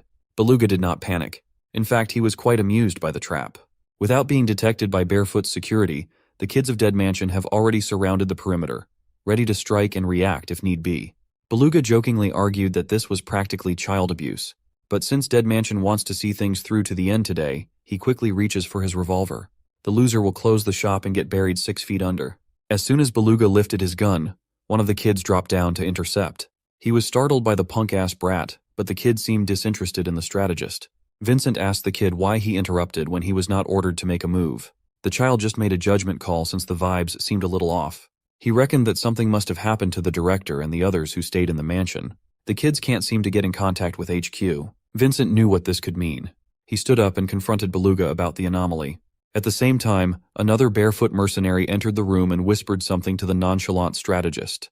Whatever it is that was whispered must have been urgent. It seems like Dead Mansion is not the only organization with a massive problem on its hands. Reports just came in that something happened to boss Igor. Back on the school campus, Sean had been fighting for so long that the sun was about to rise now. It's his first time hearing the name Jang Hyun, but that ghostly aura from earlier is the real deal. He doesn't even look that dangerous on the outside, and that false sense of security opens Sean up to a sudden attack as Jang Hyun closes the distance with a kick. Thankfully, Sean managed to get his hands up on time to protect the top of his head, or he would have been cooked in 1 second. Even with his guard up, it felt like he was being slammed by a damn hammer. Meanwhile, Jang Hyun was amused that his quick attack was blocked. He really was going for a one-hit knockout. Sean locked in and retaliated with a punch of his own. His fist came within inches but was quickly wrestled into the air handily. Jang Hyun warned him that resistance would only hurt him even more. Jang Hyun just wanted to satiate his curiosity about the legend or masterpiece or whatever everybody's been raving about. As far as combat ability is concerned, Hyun reckoned that Sean was not even at his uncle's level. He was being thoroughly outmatched at every turn, forced to defend at every exchange. Hyun's advice to Sean is to just obediently get knocked down to stop the pain. Fortunately, Sean has the stamina of the main character. He managed to time the opponent's attack perfectly, surprising Hyun. It's about time to show this stranger why he's still called a legend among his peers. He grabbed the stunned Hyun by his collar and threw that bastard out the hallway window with all his strength. The window shattered into 1,000,000 pieces, but Jang Hyun did not fall. He was just impressed that Blondie actually managed to overpower him. He joked that so-called good kids are not supposed to throw adults out of windows. Maybe the good children of Dead Mansion aren't so good and well-behaved at all. Suddenly, Jang Hyun shifted gears and smacked his hand against Sean's face at breakneck speeds. He ran in and carried the momentum until he smashed Blondie's head into the wall. Jang Hyun calmed himself down, remembering his promise to Noel that he'd bring the Wonder Boy back in one piece. His emotions got the best of him for a moment, and he nearly killed Sean. Down in the parking lot, Rachel's truth serum interrogation continues. Mary had the audacity to try flipping her, inviting the killer nun to join Noel's mission and cooperate. Rachel shoved the muzzle of her gun against Mary's face, trying to make her realize the situation she was in. But the young lady firmly believes that Rachel's the one who's not seeing the big picture. She reckoned that the backup would arrive soon, that backup being Barefoot's leader, the bare knuckle himself. Suddenly, the van's comm started transmitting a man's voice telling Mary that Igor would not be coming. His plane to Korea just went boom in midair after all. By now, the fearsome Igor must be somewhere in the middle of the ocean, or at least what's left of him. For the first time since the interrogation started, Mary felt like she had been abandoned. Rachel, on the other hand, could recognize that voice no matter how many years had passed. Noel casually asked the killer nun if she was doing well after all this time. While he really wanted to go see her himself, things just did not go as planned. He had to take care of the rest of the dead mansion alone, so he had his hands full. He was using the director's private line, so it could only mean one thing. Noel admitted that he just had a bloody reunion with the director.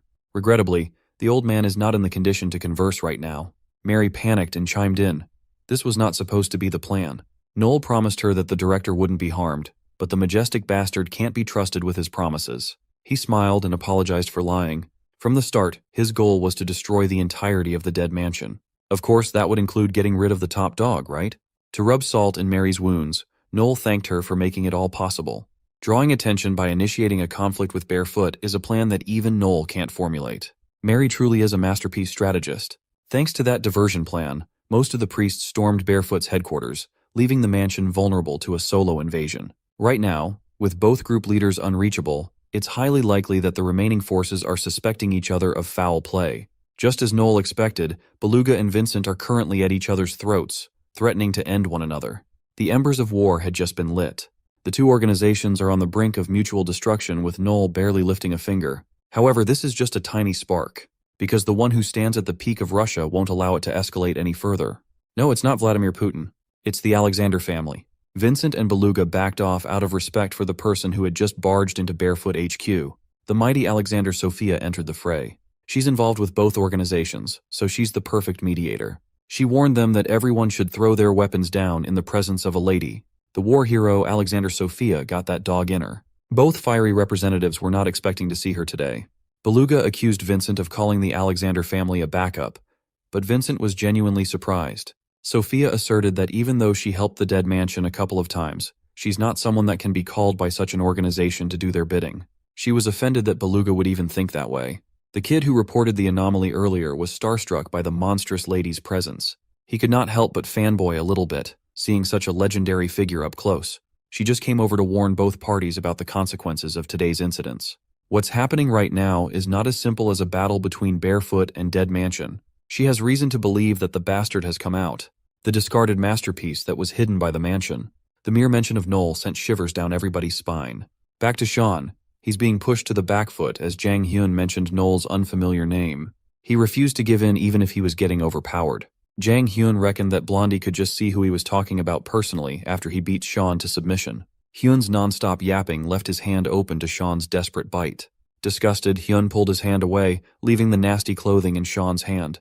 He thought it was a bandage, but that does not seem to be the case. Hyun looked at his hand, surprised to see that the fabric was missing. Suddenly, it was as if a switch flipped in his mind. While Sean was asking him why he carried something so nasty, Hyun's laid-back attitude had completely vanished. He launched an attack while demanding the fabric back. The look of vitriol in his eyes was palpable. Whatever that fabric was, he really wanted it back. Sean did not want the smoke, so he tossed the thing away, making Jang Hyun run for it. The lunatic calmed down, and his phone started ringing. On the other end of the line was Noel. The majestic bastard was just checking in to see if everything was going well. Hyun reported back that everything was peachy. Noel accurately predicted that the lunatic must have ended up fighting again because of his anger issues, even though he specifically told him not to. Jang Hyun still needs Noel's help to fight a certain person, so he has to follow orders. Furthermore, Noel's plan will collapse on the spot if Sean ends up dying. Hyun apologized for going overboard and informed Noel that Sean didn't deserve all the hype at all. Not to mention his skills, the kid's fashion sense sucks too. He dresses like a third-rate thug, especially the hairstyle. Sean's getting tired of people calling him ugly straight to his face lately. Noel argued that Sean deserves the hype. Maybe he just messed up and picked a parent or something. Hyun couldn't be bothered to learn about all the complicated complexities of the mansion. But Noel gave him a tip. If Hyun really wants to test the masterpiece for real, he should look for Sean's parent. All he has to do is go and kill that so-called parent. Hearing the conversation on the phone, something flipped inside Sean. He socked the pretty boy right in the face. his body moving by itself. Hyun wasn't expecting the sucker punch, so he ate the direct damage. He couldn't even see the young man move. Before he can recover, a dropkick aimed at his skull is already coming down. This time, Hyun narrowly dodged by a hair's breadth. The kick landed on the ground, cracking the cement. Had he been hit, his brain matter would have splattered already. Sean's eyes were blank and lifeless. He was on autopilot, moving solely through instinct. When he regained consciousness, he couldn't even remember what he had just done. Hyun was pleased to see the legend's real strength, even for just a little while. Hyun was sold. He believes what Noel said now. Sean is really worth the effort. The new legend of the Dead Mansion seems pretty useful after all. Noel was glad to hear that they're on the same page now. Seeing the sunlight glimmer through the hallway windows, the time for Hyun to leave has come. As of now, Sean won't be of use to them given that he's still in his locked state. They can just observe the young man a bit more. From now on, the real show will start. Little Eugene popped out of the stairs, desperately looking for Sean to inform him of what happened in the mansion. When the little brat looked at the aftermath of Sean and Hyun's fight, he was speechless. As for Hyun himself, the lunatic just vanished out of thin air. Sean tried to look for him, but his body had reached its limit long ago. As soon as he took one more step, Sean collapsed out of sheer exhaustion. Eugene didn't even get to do his report as Sean unconsciously nosedived. Even without any energy left in the tank, he's still yapping about chasing after Jang Hyun to extract information. Eugene had to deal with the mess when Mr. Legend passed out. Let's fast forward a little bit. A month has passed since that fateful day. The White Tiger Job Center took care of the aftermath. The school was temporarily closed for repairs, renovations, and cover-ups. Sean heard that even the faculty was given an extended vacation because of the incident. The devilish CEO of Byungwoo Construction took the fall for everything. He was labeled as the main culprit as articles labeled him as a vengeful and distraught father. Reports suggest that after his child was accused of being a massive school bully, the psycho started targeting the people at school. Hyunho's mother temporarily closed down the snack shop as she's still in a state of shock, which means Sean won't be able to see her anytime soon.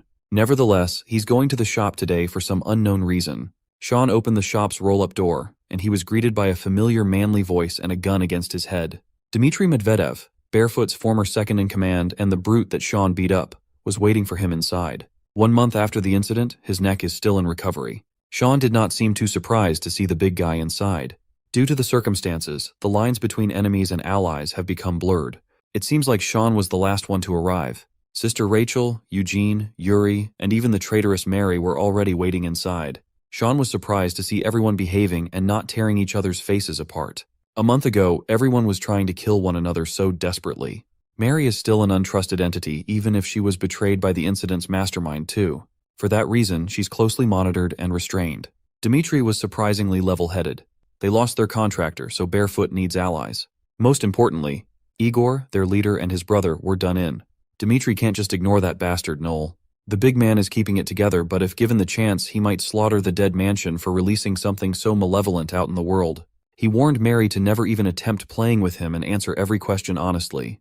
Rachel chimed in. As of now, the Dead Mansion is in the same boat as the Russians, with their director kidnapped by Noel. She argued that if it weren't for Barefoot's interference, they would not have lost so easily. Yuri snapped back, asserting that the mansion attacked them first. Nevertheless, everything transpired all because of Mary. Fortunately, they have her captive. Mary insulted the dumb Russian bears for being such single-minded simpletons, provoking Yuri even further. Sean remained silent on the sidelines. Out of everyone in the room, the little brat, Eugene, seems to be the most level-headed of the bunch, urging everyone to stay focused on the business at hand. He asserted that the blame game is useless given that every one of them was played by one bastard. It's time to recall the details and analyze everything that happened, and Mary will be the key to that. For the Dead Mansion, the director was abducted, and the orphanage's forces were diminished significantly. For Barefoot, their leader is missing, most likely dead.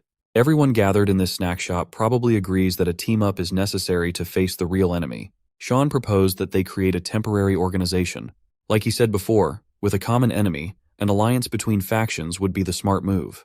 Kids in Korea call it a crew. While Yuri seemed apprehensive about the idea, Dmitry was more open-minded. When asked what their crew name would be, Sean scratched his head as he never thought that far. Dmitry argued that they're going to need a name if they want people to unite under the same banner. Since it's an alliance between Barefoot and Dead Mansion, they can just take the first letters and form BAD. It's very fitting. Truthfully speaking, every one of them is a bad child after all. The goal of the newly formed Bad Alliance is simple. Topple the enigmatic entity known as Noel. They need to destroy that sly bastard. Dmitry smiled. He's rocking with the name.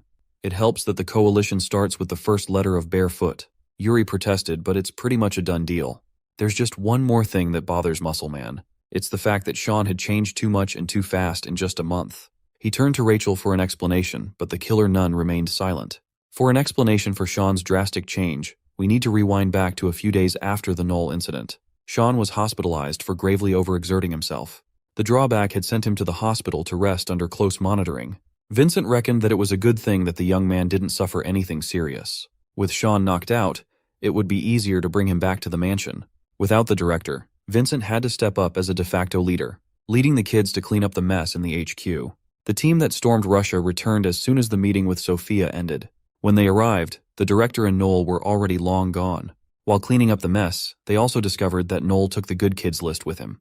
That means the situation that the director was wary of has happened. Knoll is on the move to take back all the children that were sold all over the world. Unbeknownst to them, the sly bastard had already started on that mission as he stormed Japan to retrieve one of the good kids on the list. Knoll mercilessly kills the adoptive parents of a little girl, convincing the kid that she doesn't have to be scared as he is not the enemy. On the contrary, he came all the way here to save her. With his ruthlessness, strength, and charisma, who would refuse such a magnificent bastard? For now, Vincent is building a catalog of the buyers and their locations from the backup list. The problem is they don't have nearly enough manpower to protect all of the kids. He had to improvise and request help from the bear bastards up in Russia.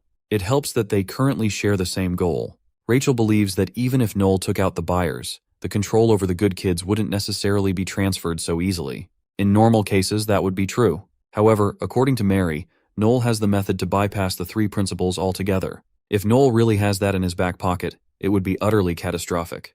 The director had always been afraid of good kids who can ignore absolute principles. That's precisely why Rachel's first task when she found Sean was to check if he was still under the control of the three principles. Sean is a special case, though. Vincent is worried that Sean might have realized something that he shouldn't, but that doesn't seem to be the case for now. Based on the recent incidents, it's safe to assume that Knoll will be trying to contact Sean as soon as he can. That's the reason they must bring the young man back to the safety of the mansion no matter what. If he and Knoll met, it would be the worst-case scenario. You see, a few years ago, an affluent woman stopped by the mansion with her son in tow. The director met the woman in the middle of the night, and she asserted that she knew what kind of place he was running. The old man tried to play dumb as the woman impatiently dragged the little boy out of the car. It was little Sean. She demanded that the little boy be raised in the mansion at all costs. The director tried to refuse, citing that his orphanage only takes in lambs that have lost their way, not children who obviously have a family of their own.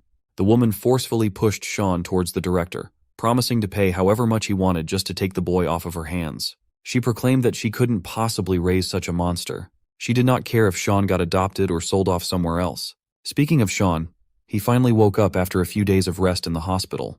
Memories of the night on the campus flooded his mind. His scuffle with Mary, his fight with the mysterious Jang Hyun, everything slowly came back to him. He remembered Knoll giving the order to that lunatic to kill Hyunho's mom, and Sean bolted out of the room like he was never drained. Still in his hospital gown, Sean ran through the streets, heading for Hyunho's residence. He managed to reach the apartment building and was met with a broken elevator. Sean was still hurting from all the injuries he sustained, but he desperately gritted his teeth through the pain. Heading up the stairs, he saw the reason why the elevator was stuck. There was a katana lodged between the elevator door on the higher floor. It was Knoll's blade. The majestic bastard was posted up on the stairwell, patiently waiting for Sean to wake up and come to this very place. He playfully pouted, telling Sean that he's been waiting for a while now just so they could formally meet. Clueless as to who this white-haired bastard was, Sean's keen battle senses took over as he asked who Knoll was. Knoll was actually quite hurt that the young man did not remember his voice. He took Sean's hand, holding them tightly, and confessed that he had come all the way to this place just so they could see each other. Knoll closed the distance between them in the blink of an eye, making Sean wary of the man's speed. To refresh the young man's memory, Knoll professed that he came here to kill Hyunho's mom. Upon hearing that threat, Sean squared up even if he had no underwear underneath that hospital gown. Now that they are properly introduced face to face, it's time to hash their beef out with force. Knoll found it a bit troublesome that Sean's still trying to act like a good child by picking his own parent. Sean was just confused by his words. Knoll was already expecting the reaction, but he found it regrettable that the young man doesn't seem to remember his roots. He doesn't remember what kind of person he really was. Knoll retrieved his sword out of the elevator door, ready to fight. He unleashed a wide-reaching slash with the intent of lopping Sean's head off, but he missed by an inch. Noel adjusted his grip and stabbed his blade downwards, knocking Sean off balance. He revealed that Sean was never a good child like the rest of the kids in Dead Mansion. That truth bomb seemed to resonate deep within his mind. Sean was discarded by his own mother, treating him like a disgusting monster to get rid of. In that rainy night, the little boy asked his mother just what he had done wrong to deserve this treatment. He just acted out of her interest after all. His mom kept on complaining about a friend of hers that was too talkative and annoying. So Sean took matters into his own hands. The kid killed the annoying friend and her dog. Although he felt a little regretful, at least his mom could finally have her peace. He believes that instead of being shunned, he should be praised for a job well done instead. Hearing Sean talk about taking life so normally made his mom look at him with terror. The director was forced to accept and raise the troubled little boy. He took Sean to the chapel. The kid found it weird that he's being punished for being nothing but a good child who listens to his mother. In that chapel, young Noel saw Sean for the first time ever. Back to the brawl of these two good children. Noel admitted that he found it strange how Sean wasn't even trained to listen to his parents, without an ounce of resistance like everyone in Dead Mansion. He had always acted like a good child out of his own will. With that being said, Noel promised that if he keeps picking one parent after another, Noel will take away those parents as many times as he needs to, until Sean gives up. Noel's words jogged Sean's memories. He finally remembers just how his real mother looked at him with utter disdain and fear. Anger took over, and Sean firmly grabbed Noel's blade with one hand and smashed it in half with the other. Noel was caught off guard. The tip of his sword had been stolen, and is now heading for his head. He adeptly dodged the hasty attack as he continued instigating the primal fire within the young man. Noel was simply telling him the truth. No matter what he does, Sean can never be a good child. The real him is just an empty vessel of despair and murderous tendencies. Back in the Dead Mansion, Beluga Kozlov was on a treasure hunt. The cultist bastards of the mansion might be a little weird, but they sure do have good taste in wine. As long as there's vintage booze, the great strategist will sniff it out. Vincent found him raiding the wine cellar and labeled him a thief on top of being a scoundrel. While Vincent is starting to regret letting such a fiend enter their home, Beluga argues that a guest like him should have been treated better in the first place. On the table were the documents regarding the guard detail of the mansion's clients. As soon as Beluga was made aware of Noel's mission to target the sold-off kids, he took the liberty of lending a hand since one little brat would not be nearly enough to protect those high-profile clients. He deployed multiple barefoot mercenaries on every location on the backup list to deter Noel from making a move. Beluga also distributed the number of guards based on the client's wealth. He knows that in this business, protecting the VIP is the key to success. Beluga Kozlov might be a loudmouthed drunkard, but he's also the brilliant chief strategist of Barefoot. Even while raiding a wine cellar like a goblin, you have to admit that he lives up to his title. As he opened the precious bottles of wine, he urged Vincent to stop pouting over a few vintage bottles of booze. This can be considered a dirt cheap payment for what he offers. He doesn't even know how much each of these premium bottles cost. The director would surely flip out if he found out. But that's precisely why Beluga's drinking them. Vincent probably couldn't even taste such good wine if the director was still around. So they might as well make the most of the situation and share. Even though he's a stickler for the rules, Vincent eventually caved in. Before you know it, they've already drunk a few bottles between the two of them. Beluga is in an excellent mood, praising the blood of Christ for tasting so good. As an added bonus, he even made Vincent a partner for his crime. Once they were drunk enough, he asked Vincent about something that he'd been curious about for a long time now. He wanted to know how the Dead Mansion managed to brainwash so many children with that bizarre three-principle creed. He just can't fathom how those brats follow every directive without fail, making them the perfect little soldiers. Beluga is aware that it's a trade secret, but the phenomenon just made him too curious. Vincent answered that most of the kids that come to the mansion have been abandoned. Kids like them have a stronger wanting than others. They simply use that desire, reinforcing the feeling of abandonment due to lacking certain characteristics.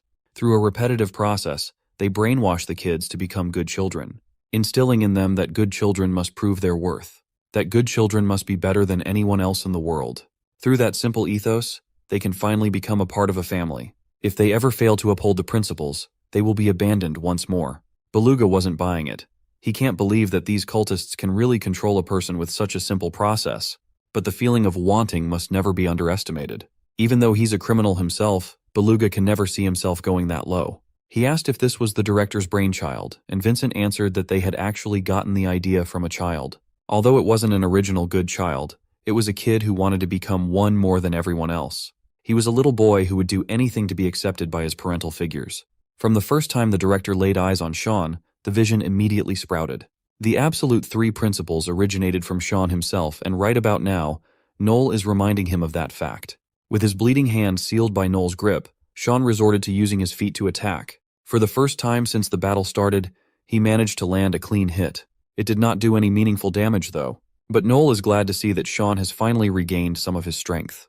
The young man's mind is in turmoil. Scenes of being shunned by his biological mother, being slapped by Hyunho's mom, and being pushed away by every mother figure in his life continuously replayed in his head. While gripping the broken blade tightly, letting his hand bleed out, he finally accepted that Noel was right.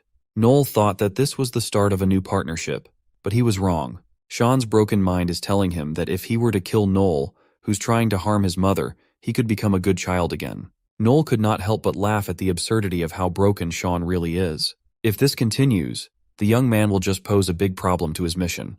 The two continued their sword fight with half a blade each. Noel views Sean's mind that created the principles of the Dead Mansion, the origin of so many children's oppression. If he can't get Sean to bend, then it might be better to just get rid of him. Much to Noel's surprise, Sean cleverly used his sleek blood as a blinding agent. With the majestic bastard blinded and stunned, Sean pushed his momentum forward. Noel wiped the blood off his eyes and praised the young man for being so relentless. But he's done playing games. Using his half-sword, he knocked the blade away from Sean's hand. Afterward, he took on a focused, quick-draw stance.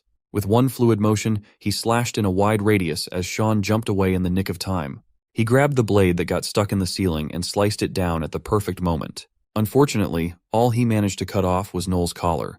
But Sean's other hand was busy retrieving something else. He grabbed a pot filled with soil and threw it at Noel.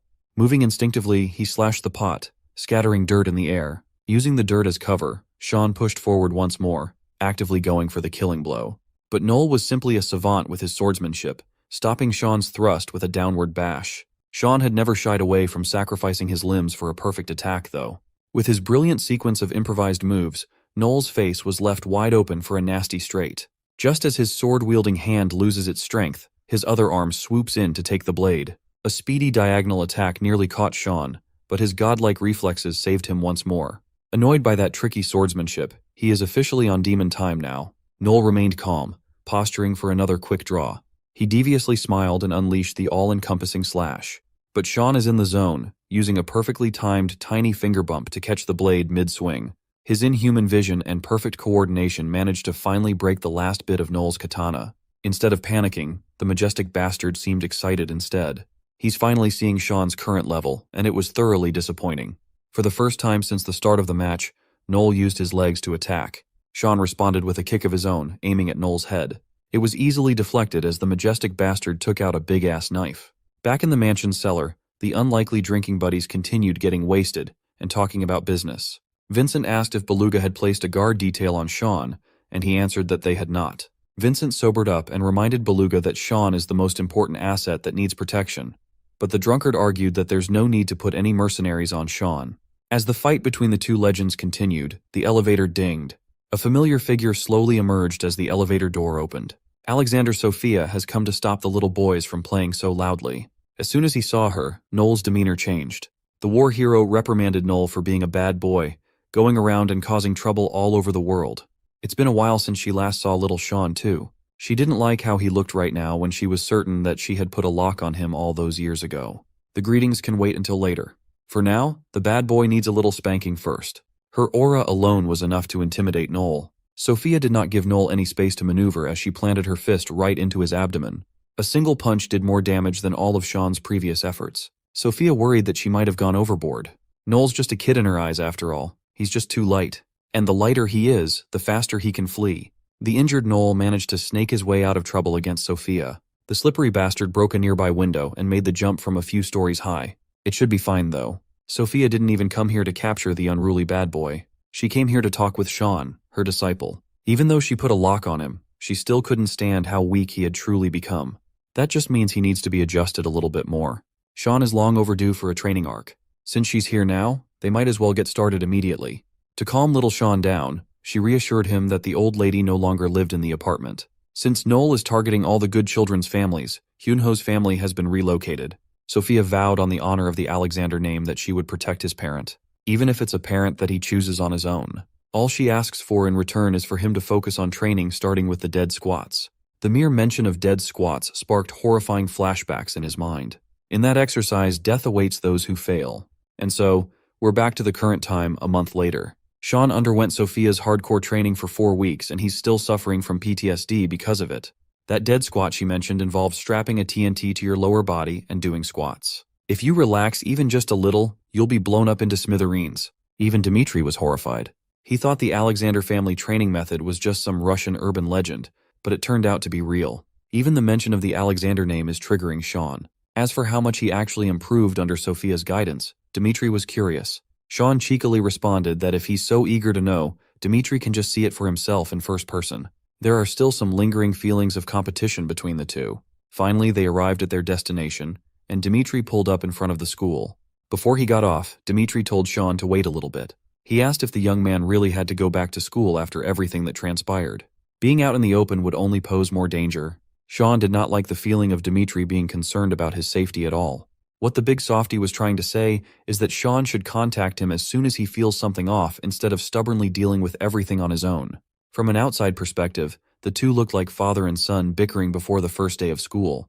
Park Cheyenne's name is still a hot topic of discussion, since he's publicly known to be involved in the bullying incident that shut the school down. Sean overheard the murmurs of the people around calling Dmitri his dad, and he felt a shiver go down his spine. Meanwhile, in an abandoned warehouse, the lunatic, Jang Hyun, is lounging around while listlessly looking at his nasty special fabric.